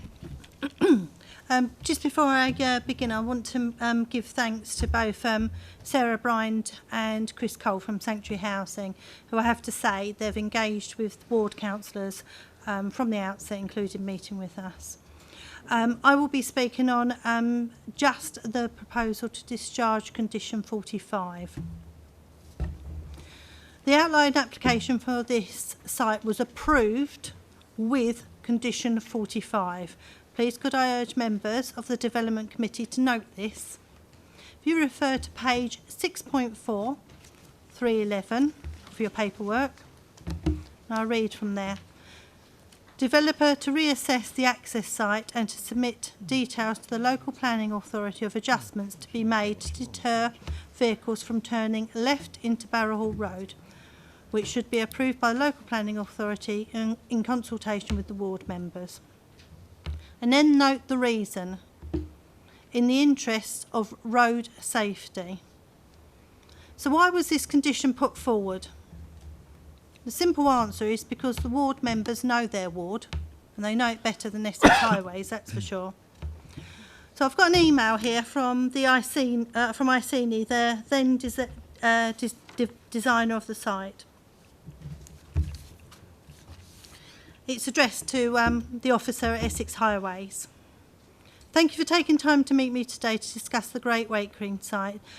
As mentioned in accordance with Councillor wishes, we have been tasked with providing an acceptable design to deter residents from arriving and departing via Barrow Hall Road. Good so far. Then there's the next bit.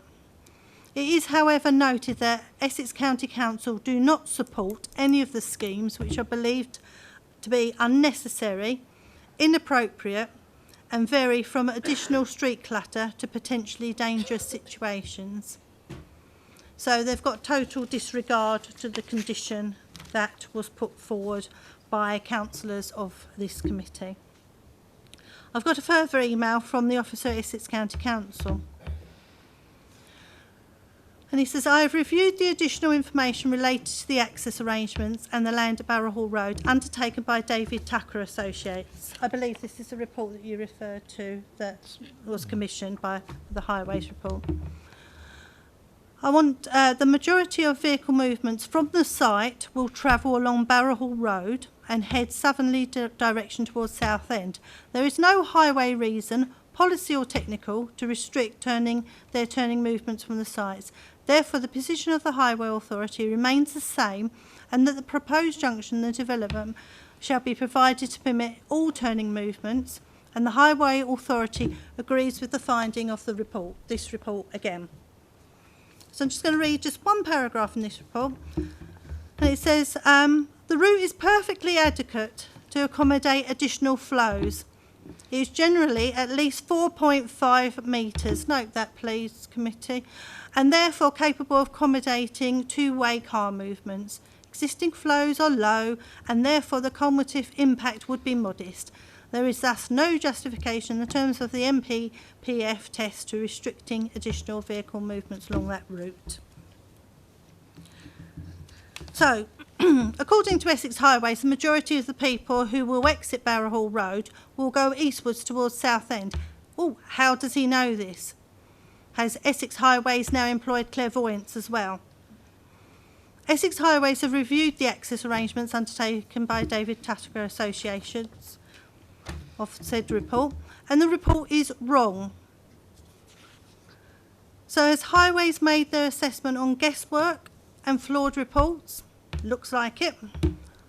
I personally expect better for my residents, and I'm sure the other councillors here do as well.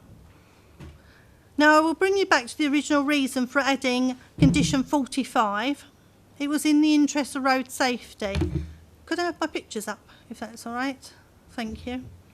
Because, as they say, a picture can say 1,000 words, and I happen to have a few of them. So, here we're measuring a road. That's one of the widest parts of the road, and it's 4.10 metres wide. If we can go on to the next picture, if that's okay. It's fine like that, but I think everybody can see it and get the gist. Now, here's a photo at the same place of an oncoming Volvo Transit lorry at this part of the road. On this vehicle's specifications, easy to look up, Google's wonderful, it is 2,490 millimetres. This does not include the wing mirrors though, but to be fair, they would be above the height of most traffic. This is one of the wider parts of the road. This leaves a passing distance. Remember the report said 2 cars can pass easily. Leaves a passing distance of 1.6 metres. Now, I'll be honest, I own a smart car, and this width is not even enough for me to get through. Next picture, please. Here again, it's 4.10 metres. Note in the back, there's a line of trees just past that blue car. If we can go on to the next picture. That's a car in a ditch. Quite a common event round there. If we can have a look at the next one. If you can notice there, car parked by the chevrons. There's several chevrons there to tell everybody it's a sharp bend. If we could have a look at the next one, please. Oh, the chevrons are no longer there because they're under the van that is pulled over to let somebody past and gone into them. If we can have a look at the next one. And the next one. All different vehicles ploughing through the corner of that stretch of the road. Next one, please. And again, the next one. Now, at this point, we're getting down to 3.95 metres wide. Okay. If we can have a look at the next one, please. We've got 2 lorries. Took them a little while, so you can imagine everybody's sitting behind there. And the next one, that's what happened to one of the lorries. And if we can have a look at the next one, please. Different lorry, so I don't think it's the same lorry. Similar position, but look at the proximity around those electricity cables and poles. Might not be a highways concern, but it is to me if my residents don't have electricity. So to give you some idea, if we can go to just the next one. This is one of the most narrow parts of the road, and you'll see there's a sharp bend as well. There is nowhere to pull in round there because one side you've got hedgerow, the other side you've got people's houses, gardens, and as you can see there, a wall. So to give you some spatial awareness, The top 4 most popular cars in 2019 are Ford Fiesta, Ford Focus, Volkswagen Golf and Nissan Qashqai. If you drive one of these and met each other coming the other way, you will not be able to pass there. Except for the Volkswagen Golf, but you would be able to, because all you need to do is stop, get out, put the wing mirrors in, get back in, and you can get past that way. Okay. All of those pictures so far were taken during the nice weather. If we can just move on. And next picture, I just want to give people an idea of what we're dealing with here. Okay? And on, and if you just go forward and just go, keep going. And there's a dead chicken, sorry, but he got run over as well in the field. And that is a school bus in the ditch. So, as we all know, Essex Highways will be seen by the Secretary of State as the expert body. However, we've already spoken tonight about challenging highways, haven't we? And it's my understanding from the development training sessions that we have that we can challenge any expert's decision if it's based on sound evidence. Based on the fact that highways have supported an already proved flawed report, use their clairvoyance skills to dictate which way the residents will exit Barrow Hall Road. From these photos, you decide if section 45 should be removed. Or should this be deferred to give Essex Highways the opportunity to present a road safety scheme, such things as pull-in points to be able to give way to oncoming traffic, or build-outs. Also to look at the restriction of heavy goods vehicles, and some simple traffic calming measures, which can all make a difference to the safety of our residents. Just a reminder that we are the elected representatives of Rochester District Council, elected by residents who put their trust into us that we will endeavour to do to the best of our ability to represent them. We, the elected Rochester District Councillors, have something that Essex Highways do not have. We have local knowledge, and we would be doing our residents a disservice if we do not present that local knowledge when developments like this are put before us without the infrastructure to support it. So in short, I hate to say it, but I think it's time we put on our big boy pants and actually start to challenge Essex Highways when they make such outstandingly poor decisions. Thank you. Okay. Councillor Steptoe. Thank you, Chairman. I'd like to reinforce everything that Councillor McPherson has said. At the committee meeting where we heard for the outline application, it was something that I asked to be put on there, was condition, what is now condition 45. There is a precedent within the area. We have in Barling, we have the Barling Tip, which has a considerable number of lorries and trucks that go across. Now they cross every one of those roads, Southend Road, Barling Road and Barrow Hall Road. The traffic that crosses there is deferred from crossing and turning into Barrow Hall Road. If the county felt that they could use that road, why have they done that? I see no reason why that should be changed. And I'd also like clarification, because my understanding is that when a condition is placed upon a planning application, to have that removed, that has to come back before the committee. So how is it that county can just simply ignore it? I don't believe that they can. So therefore, I would stand shoulder to shoulder with Councillor McPherson on this particular point.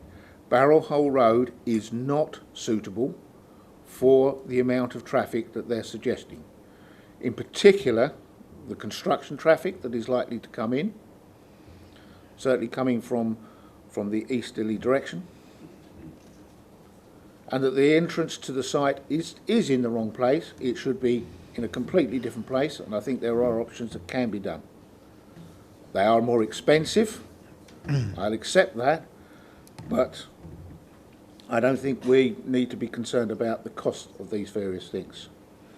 So I would stand by the condition that I had put upon the previous application of condition 45, and see no reason why that should not be met, and that the traffic is made to turn as it comes out of the site on the drawing would be to the right or in a westerly direction. It's the only way that that traffic can flow. Even that is particularly tight. Thank you, Chairman. Thank you. Right, members, just Councillor Dray did want to contribute to this one. Right. Members, just before we move on, Councillor McPherson, backed up by Councillor Steptoe, have made particularly passionate points with regards to highways, but I think the officers need to address you and give you some clear guidance about the application that's in front of us tonight. Just to explain with regards to the access, it's not for consideration as part of this particular application. It was something that was addressed within the outline application. We have got this condition 45, which does need to be addressed in some way. So if the developer is not looking to comply with that condition, then they will need to apply to the council to vary or remove that condition. And it is at that point that we can then discuss and get into the realms of the access arrangement. But this application is a reserved matters for the outline, and we considered the access arrangements on the outline application, and they were determined at that point subject to those conditions, and it's not for this application to reach a decision or view on the access arrangement onto Barrel Hall Road as part of this application. We're looking at appearance, landscaping, layout and scale specifically. Okay. Right. Councillor FD. Subject to condition 45. So that is not being taken in consideration in this application. So Correct. You said just layout. The principle of the highway access is determined. The detail of how it will be arranged is through another mechanism and not what we're talking about tonight. Right. So that would still be in place even if we decide tonight. Yeah. So if whatever you decide tonight, they will still need to address this condition. So if they're looking to remove or vary it, i.e. if they're not looking to comply with that condition, they will need to make an application to vary or remove that condition. And it's at that point, as it was a councillor imposed condition as well, we will bring it back to Development Committee for consideration and discussion at that point. Okay. Councillor Shaw. Thank you, Chair. Is it working? I on page 6.2, item number 13, the condition disabled visitor bays outside plot 14 to be changed to visitor, which I have actually passed over the question. The answer come back from yourself was there would be one visitor bay to be disabled standard. If this condition was applied rather than the 3 spaces that technically would be required, Essex County Council Highways consider these 2 spaces are not needed. Why? If we need 3 spaces for this development for disabled people, why are we only allowing 1 to be in? Can you answer that, please? Thank you. So the 3 spaces is what complies with the parking standard requirement. So that's the technical calculation for that. County Highways have come back and said that they're not particularly in favour of the 2 that are directly opposite plot 4. And plot 4, I'll just show you it from a distance, is this one here. So the 2 plots that the 2 spaces we're talking about are around about here. They haven't given a specific reason, but I'm thinking that maybe it's along the lines of people actually using the open space, and perhaps they're thinking that they would be better served as actual visitor bays rather than putting them as disabled bays. But I personally don't have any particular issue if we were to not impose that condition, because it does still comply with our parking standards if we are requesting the 3 versus what County Highways have sought. So we could actually still ask for 3? Yes, we could remove. We don't need to push ahead with that condition if councillors are not particularly in favour of it. It's advice and guidance from County Highways on how they think that site would work best with regards to disabled bays. Councillor Williams. Thank you, Chairman. I'm quite happy to support this proposal. However, as a committee, I think we would be negligent in not taking into account the evidence put before us by Councillor McPherson as long as that can be addressed at a later stage, I'm quite happy to support this. Councillor Stanley? Thank you, Chairman. The condition 45 would really alter the, if you like, the entrance to the whole plan. And how could we pass this plan if condition 45 would actually mean that the entrance to the site would be somewhere else? Could you give some sort of clarification on that? If the entrance to the site were to be someone else, that would be a fundamental change to the application, and the whole application would come back to us. So how can we pass this? Because the principle of access at that point is approved. We're looking at the reserved matters. We're looking at the reserved matters as stated in the application with regard to appearance, landscaping and parking. I understand what you mean. It feels a bit backwards. Yeah. But it's potentially, yes, if it was the case that there was an issue with that access and we weren't to agree to vary or remove that condition, then yes, it may require a redesign of the scheme, and then we'd be looking at another reserved matters or another full application coming in at that particular point.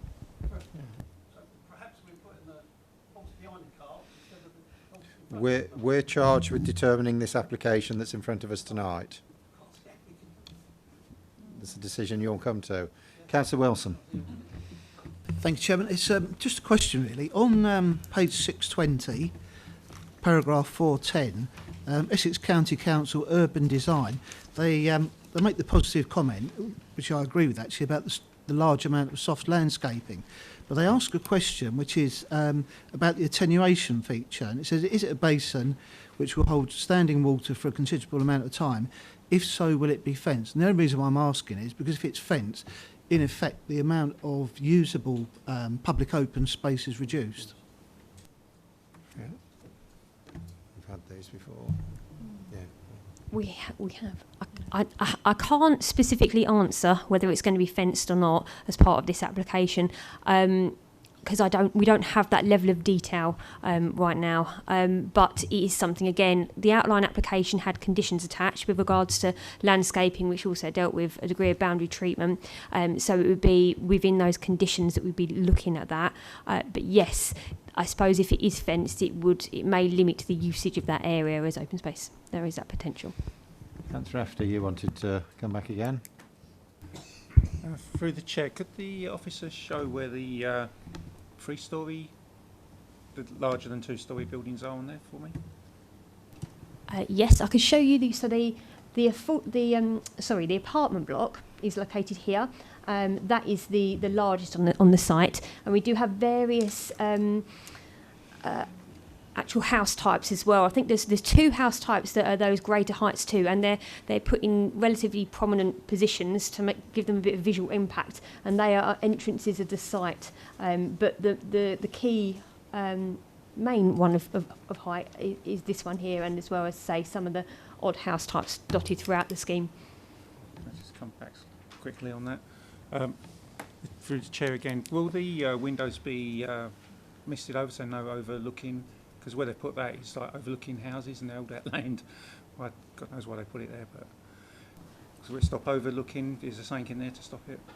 There's no conditions suggested because that has all been looked at as part of the application. So within the application process, we consider where all the windows are positioned, particularly in relation to existing dwellings. And if considered necessary, we impose conditions requiring those to be obscure glazed. But when I looked at this apartment block location, actually they have... the developer has actually considered the usage of some of those windows on that side. So they are mostly of use, which is not going to generate a great degree of overlooking. And also there's going to be a soft landscape. You can't see it because we're a bit far away here in a minute, but there's going to be a soft landscape buffer along this edge, which will also help prevent overlooking as well. Okay. Thank you. Councillor Lucas-Gill. Thank you, Chairman. Can I refer to page 6.22 item 4.25 and item 4.28. 4.25, pitch is very steep and this is out of keeping with the surrounding area. And 4.28, this house type needs revision or removing. I cannot see anything in the rest of the papers answering that.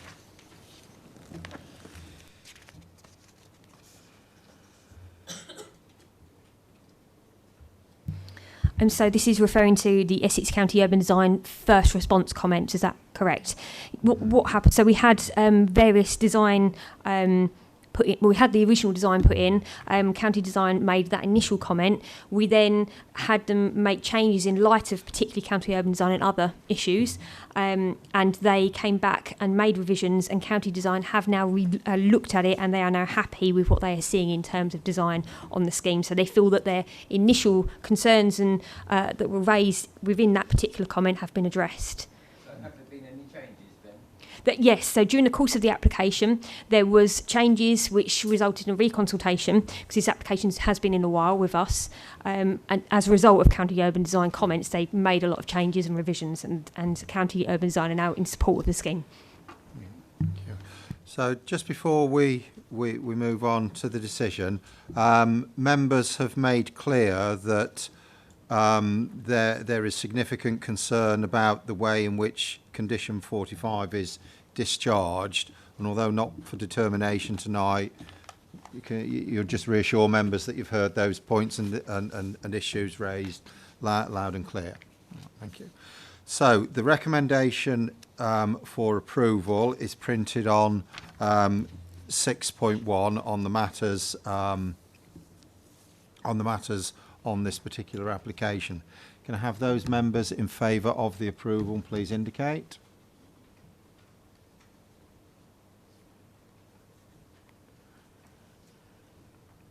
Those against?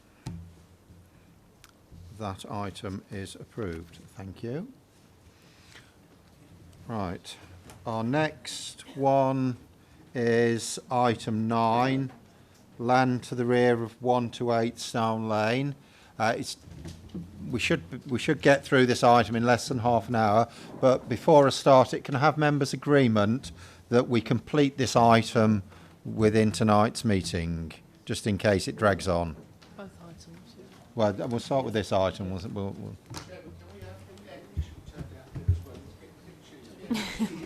a bit chilly here.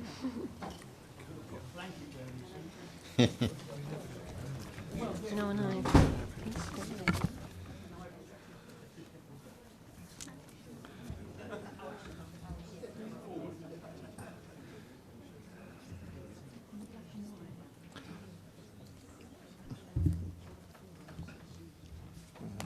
So, item 9.1 is a referred application from the weekly list, land to the rear of 1 to 8 Style Lane, Rayleigh, construction of 2 3-bedroom bungalows.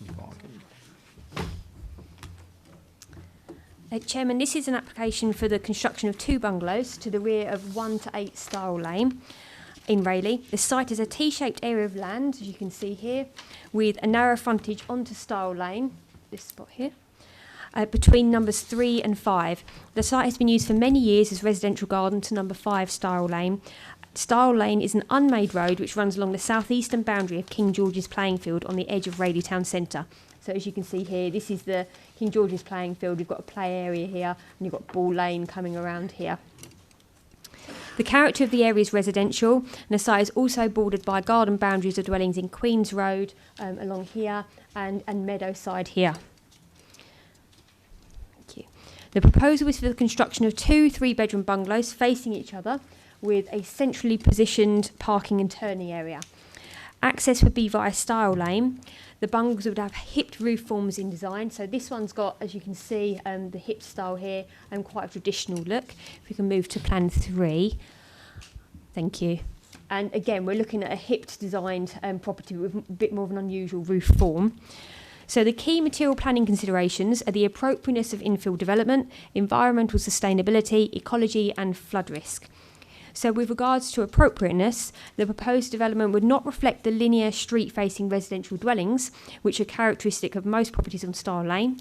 However, there is a cluster of bungalows within Meadowside which represents a form of backland development, albeit with different characteristics to the application site. So that which I pointed out to you a moment ago in Meadowside, that's the area that we're referring to.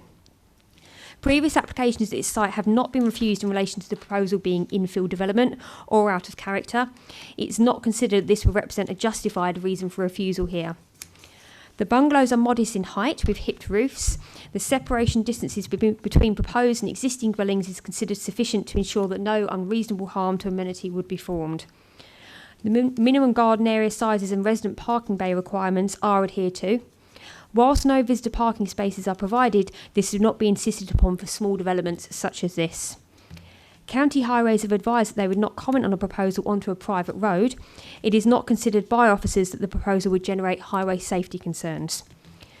1 metre separation distance to the boundaries is provided except to the northwest of plot 1, which is in this location here, which is not considered objectionable, and the overall design is considered acceptable. Refuse bins will be brought to the Stile Lane frontage on collection day, which is considered a suitable arrangement. There is a preserved tree located within this site. Katie, if I can get you to zoom in just on the block plan at the bottom, please. Thank you.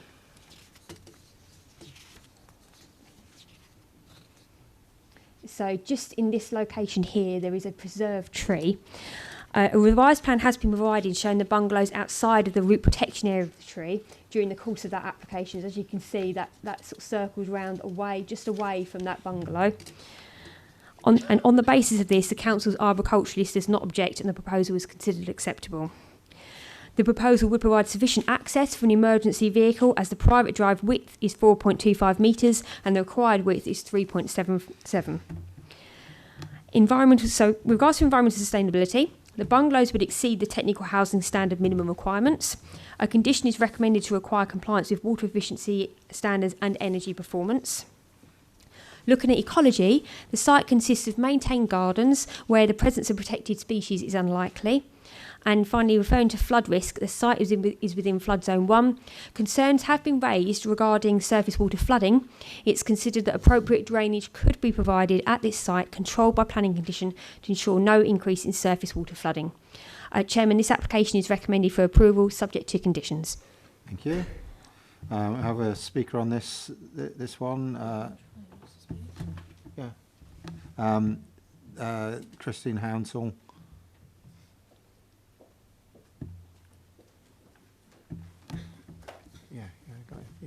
Referred it. Up to 5 minutes. I'll do my best. Thank you. Okay, thank you, committee and members. I wish to object to the planning application as currently presented and request that this should only be passed on further additional conditions to those recommended by the planning agent. I'd like to point out that item 2 in the officer report is incorrect. The narrow frontage into Stile Lane is between numbers 4 and 5, not 3 and 5. Regarding materiality to access, I do not agree that the representation in section 19 that the access road between numbers 4 and 5 Stile Lane would be a minimum of 4.25 metres. This is not objective and may require variance to the title of number 4 Stile Lane, which currently states, specifically under section A2 property register, that the passageway is specifically 10 feet in width. 3.08 meterage is not sufficient to allow safety service access, such as fire, ambulance, wheelchair or disabled accessible vehicles, delivery vehicles, and waste disposal. And if not permitted to be varied, it creates a conflagration risk to neighbouring properties and outbuildings. I suggest this specific agreement to variance of the passageway should be gained. I do not agree that reducing number 5's driveway to one vehicle parking to create a sufficient turning circle meets parking requirements for a 3-bed house. The proposal does not include safe curbs or additional lighting for pedestrian walkway down the access road, and stepping out of my back side gates in furtherance of my rights of way onto a trafficked road is a risk to health and safety. Additional car fumes in the small enclosure are also a risk to health and safety, and details of safety measures and treatment to the access road must be agreed prior to commencement of works. The planning agent makes statement that boundaries are to be 1.8 metres in height for the fencing, which will incorporate dark patches into my garden and loss of light to plants and seating area. Noise from construction and additional traffic that may cause irreparable harm to current peace and tranquility should be remedied by noise abatement measures to the neighbouring boundaries prior to the commencement of works. The boundaries are not of acoustic type. Stile Lane is an unadopted road with potholes, and further compromisation and degradation of the road condition may occur due to heavy load construction traffic and additional traffic. The applicant should propose remedy to road resurfacing prior to the occupation of dwellings and include improvements to signage and junction with Ball Lane.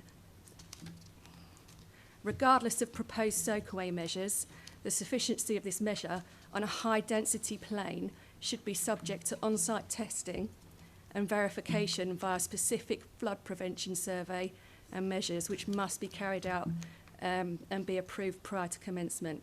Current sewage pipes are over 80 years old, and no specific consideration is delineated in the application on whether its current design is sufficient for the additional load from a potential additional 12 residents. Minute to go. Thanks. Foul and storm drainage survey and design proposals inclusive of CCTV survey before and after construction and a soakaway test on the dense plane must be carried out and be approved prior to commencement of works. Additionally, an environmental survey, impact survey, must be submitted and approved prior to application and approval of commencement of works. One more point on boundary treatment to all affected neighbours that should be agreed prior to commencement of the project, such as party boundary agreements, if applicable, if piled foundations are within 6 metres of the boundaries, and it's the applicant's duty to pay all costs. Thank you. Just remind members, there's a little bit of information on the addendum with regard to this one. Councillor Dray, you've referred this one. Thank you, Mr. Chairman. Members will be aware that I have called in this application from the Wigley list for 2 reasons, one being on the grounds of inappropriate backland development and the other being insufficient emergency access to the site. With regard to the insufficient access to the site, members will note the previous referral detailed on the Wigley list, whereby the refusal was due to 2 reasons relating to the narrowness of the proposed vehicular access.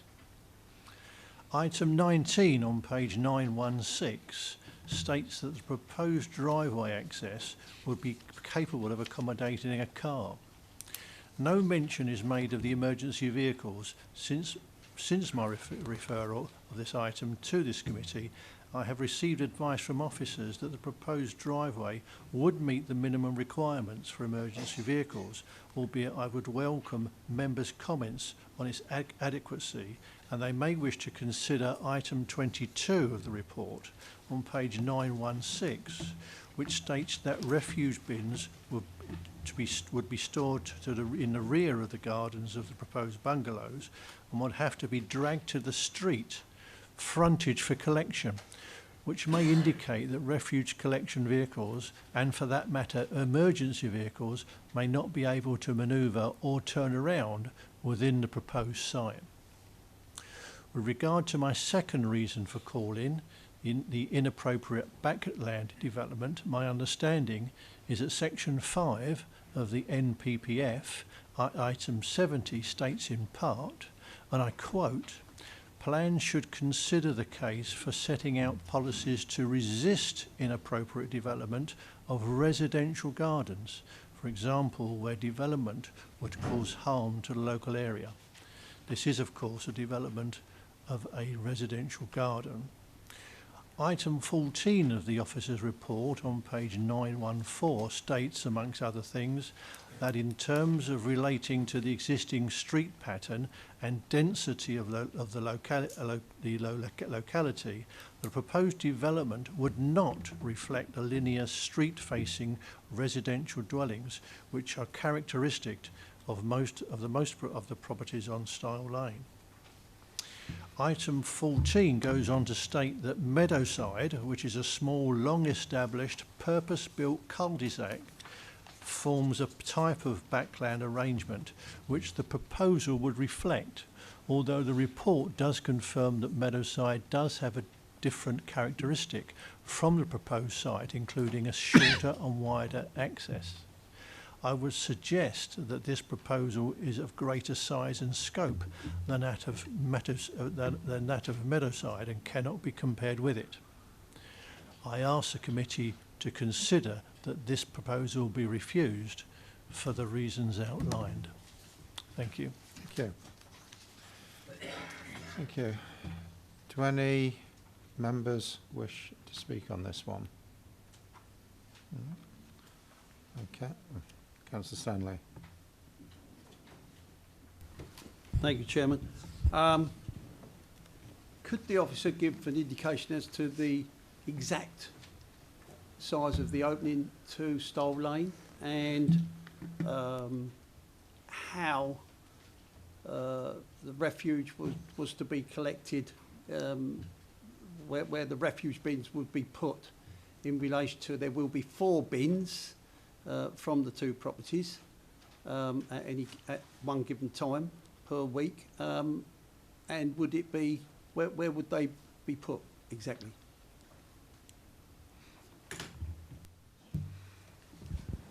So with regards to the actual size of the access, I can't confirm the specific size where it meets Stile Lane, but having measured this distance before committee tonight, this along this length is 4.25 metres, because as part of the application there is an extension being removed to number 5 to allocate for that extra width. So I can't give you the exact measurement of that point there, but that is 4.25. With regards to the actual positioning of the bins, it would be expected that it's likely that they'll be in this location here, because then it would be away from that 4.25 metre width. So roughly in this position here on collection day. I think I always tell members to stick to the particular application that's in front of us. But on this occasion, I'll remind members back, I think it was about 4 months ago, where we had an almost identical application in Cheapside West, where members were quite concerned about a very, very similar style of access.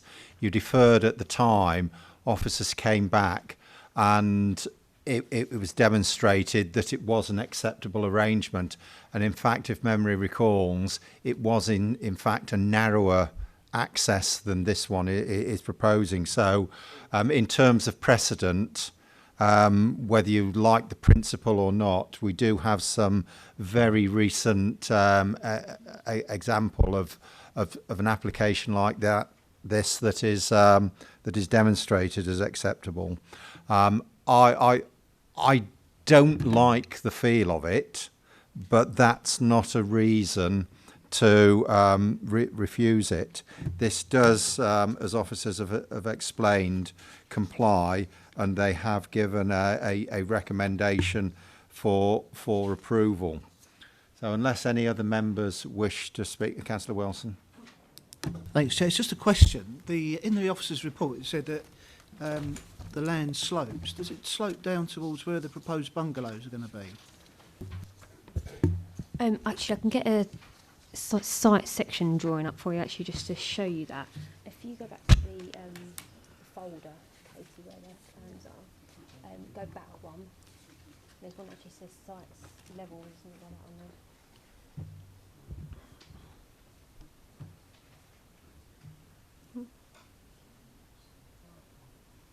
Sorry, I thought he'd come up quickly. So at the bottom there, you can see that plot 1 to 2, there is a slight drop in land level going in that direction. So from south west down to northeast. Very slight. Yep. Okay. Oh, sorry. Councillor Rafferty? Sorry, I know you slightly mentioned it, but the representations from highways. It seems to be incomplete. 34 highways, this application site is located down a private road and therefore nothing. So they have no comment, or this, as it's a private road, it's not They're not interested. applicable, they're just not interested. Oh, But there sorry, I again- just... Yeah. Sorry, apologies. Go on. Did you have more you wanted to Yeah, say? if you want to. Yeah, go on. I was just going to come back, actually. I think that's just how the paragraphing has sort of appeared there, because commonly what they do is they say the application site is located on a private road, and therefore their actual comment then is that section below. So it looks a bit confusing, like it's not finished a sentence, but that is The their comments entire are 35 comment. and 36. Yes. That's why I was confused. Councillor Stanley, one more time. Last one.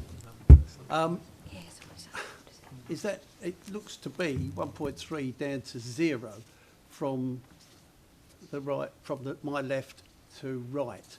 Is there any surface water mitigation on that to the plan? Yes.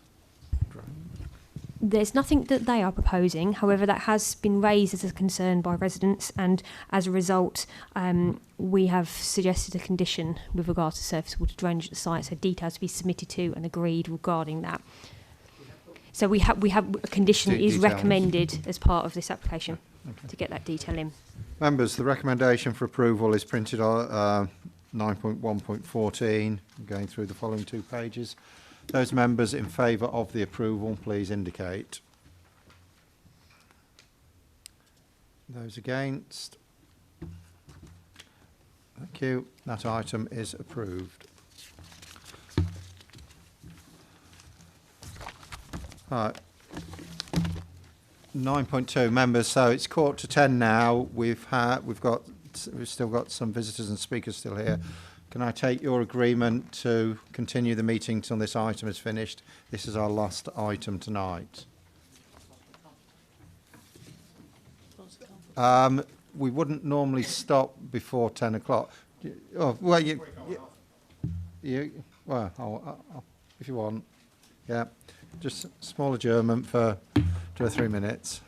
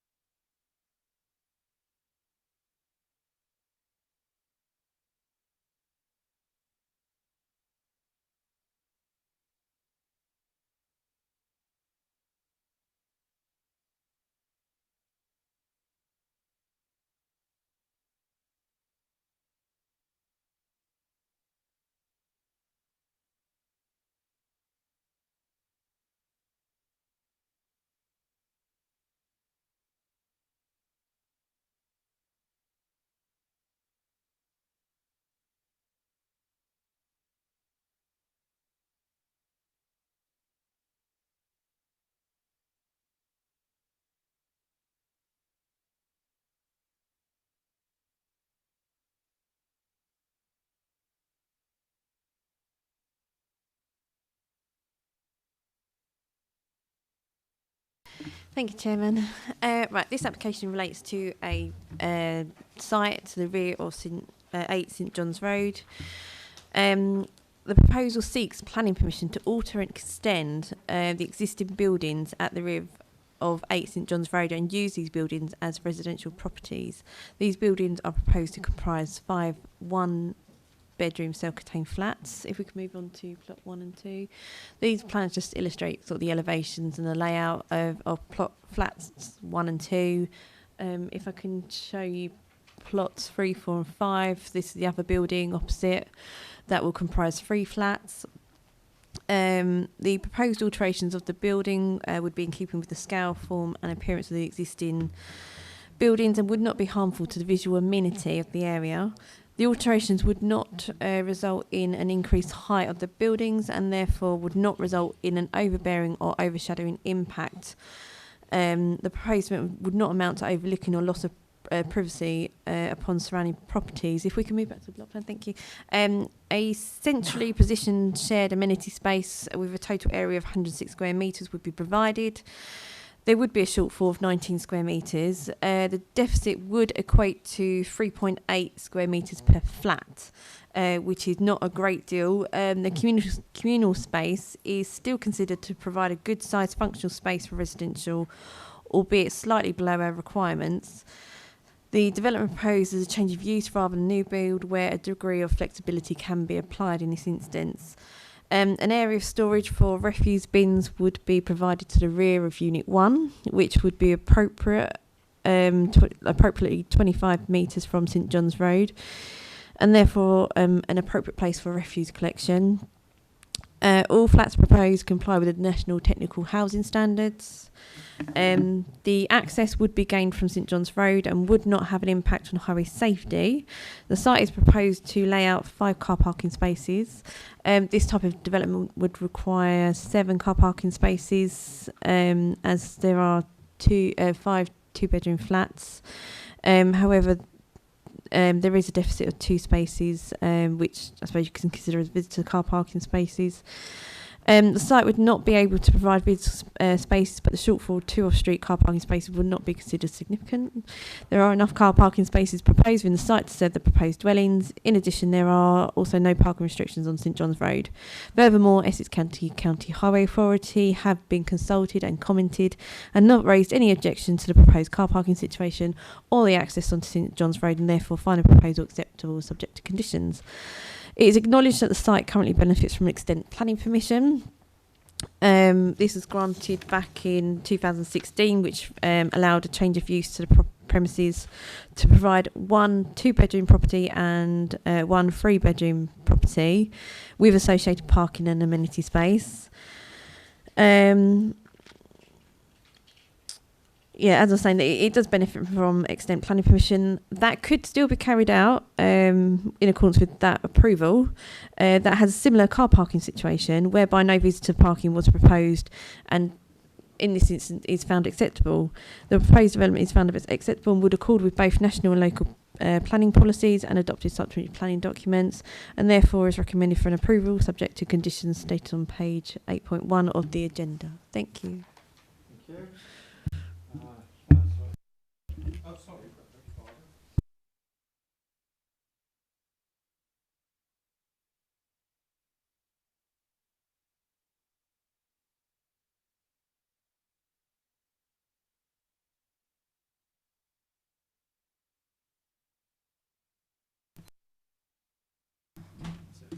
Hello, I'm Natalie Ellis and I'm the owner of the property. I thank you all for staying, first of all. I would just like to point out that the neighbours complained that the back of the building is used as their garden wall. I have actually been into the garden of 58 Conway Avenue, which backs onto the property, and they showed me where there are fence posts and where there used to be an access way down the back of the gardens. And that has now gone, where the people have taken their fence posts out. So that actually, that is that. It also says there about the BAT survey. A BAT survey was carried out in 2016 when the original planning was applied for.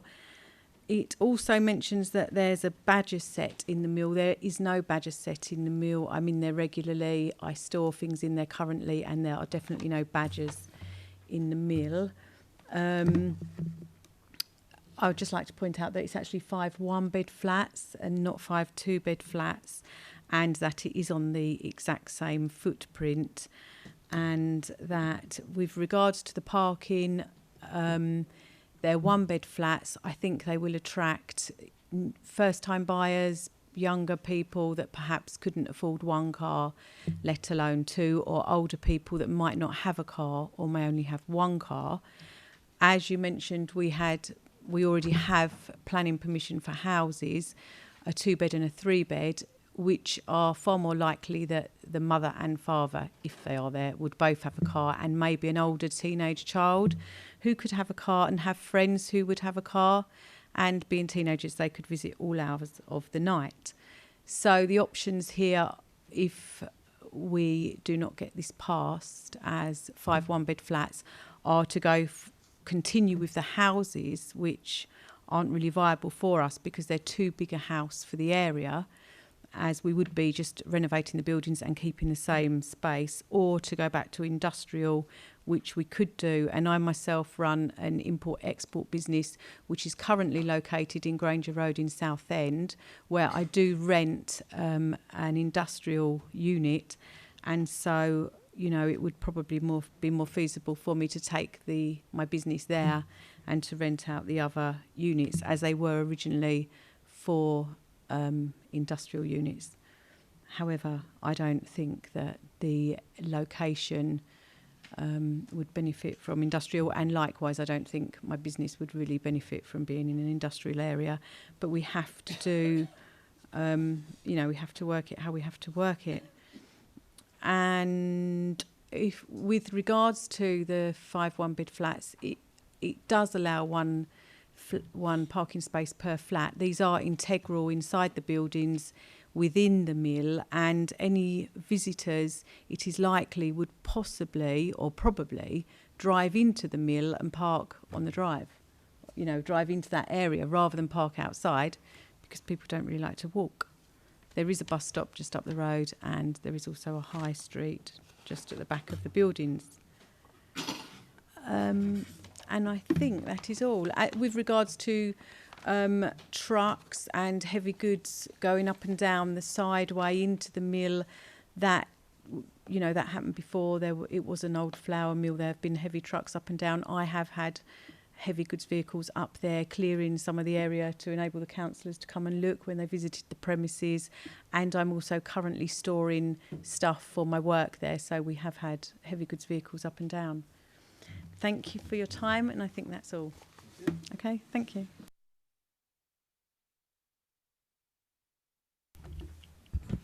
Thank you, Chairman. I have got a couple of pictures on this one.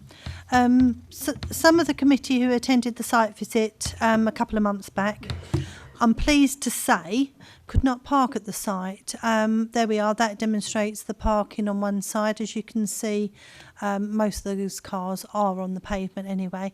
And the next picture, please. There we are, just to give you an idea. Okay, if you can just leave it there for me. So referring to page 9.27, number 30, and yet again, we have a disagreement with our policies and what's being okayed here. It says the parking standard requires the provision of at least 1 per 1 bedroom flat, plus a visitor space requirement of 0.25 per flat. The office already has mentioned that there should be a provision of at least 7 spaces. So when you think 7 spaces for visitors to those flats, it's still, in my opinion, not enough looking at the current situation on this road. But 7 would at least comply with policy. However, when those 7 were configured, they would have to also ensure, don't forget, that there's enough manoeuvrable room for each car to exit in forward gear. I think that's still a requirement. The amenity space, again, the officer touched on this, that it is, in her words, slightly under. Okay. Now, the requirement is 25 square metres per flat. So again, I'm getting a little bit thinking, what's the point of having policy if we don't ask developers to comply with it? No, slightly under, but where will it stop? If we give in to these slightly under moments, are we going to go to a metre, 10 metres, give them 5 metres to move around in? We've got policy for a reason, so let's keep to that policy, please. And my last comment on this refers to page 9.27. From what I can see, it was a BAT declaration. Was it a survey or not? Perhaps the officers can advise in 2016. But either way, if you have a look at the next two pictures, there has been film sent to us of bats, and just that one I do, I should think, just one of them. There you are. Now, that looks quite a nice habitable place for bats. If you actually have a look and study and see the location that bats like to make their home in. So an independent bat survey, if of course this is permissible. And that's it. Thank you, Chairman. Yes, thank you, Chairman. It seems to have been a theme this evening that we've had issues with reports coming from county highways, and particularly around our parking and policies and what have you. I would agree with Councillor McPherson again with regards to our policy for parking. We should adhere to it. We made the policy. Let's adhere to it. I'd also encourage the Assistant Director that perhaps he needs to seek a meeting with county highways to resolve this particular issue, no matter what application comes forward, and certainly been at the last few meetings. There seems to be a consistent issue about what they bring forward and advise us on. We are questioning it all the time. We need to find a way of resolving this, and I think that will make our job considerably easier. Thank you, Chairman.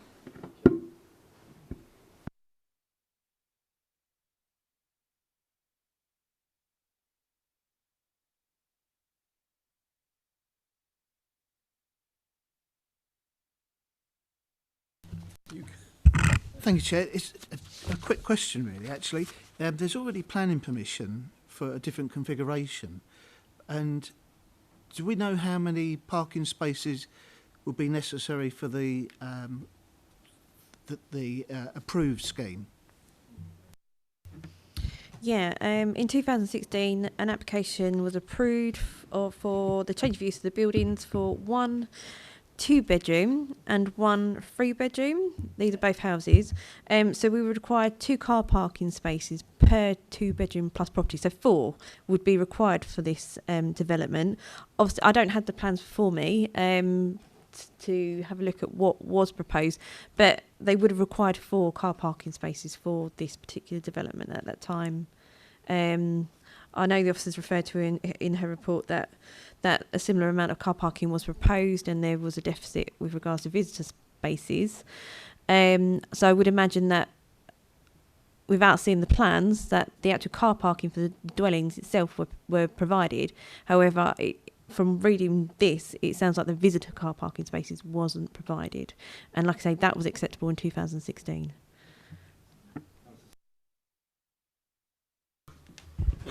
Thank you, Chairman. With the car parking spaces, I'm not really happy about the statement made that a young couple may not have, or may only have 1 car because they can't afford to buy a property and things like that. Considering that you can get a couple of second-hand cars for around about £200 or £300, and if you really do need one, or your partner has got one for business, then that will need a car parking space as well, whether it be a van or a business that he might have to use a vehicle of some sorts. So on that basis, really, the car parking is inadequate, I feel, on that basis alone. Thank you. Yeah, thank you, Chairman.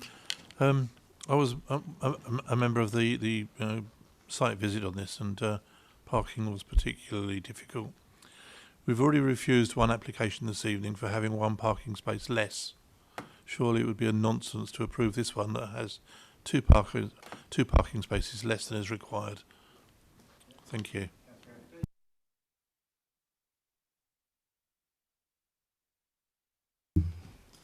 Pushing the parking onto St John's Road, which is not the best. There's some pictures there, I think, and images. Sorry, that was not the best one. There you go.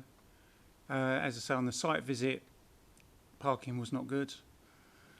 People couldn't park. Getting through there, you can see cars parked on the pavements.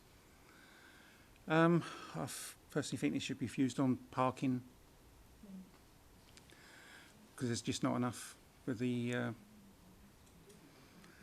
visitors.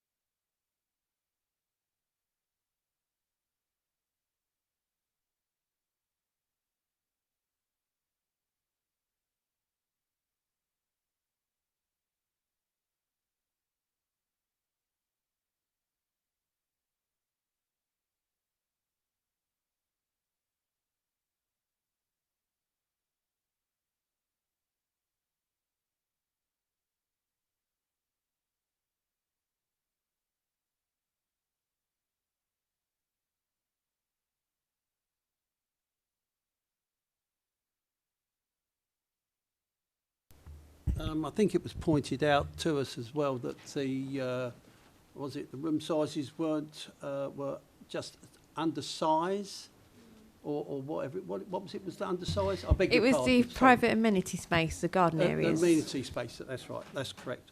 So that's undersized as well. So there are two things, and we've got photographic evidence that there is a problem in any case. So on that basis, I think we should refuse it. Thank you.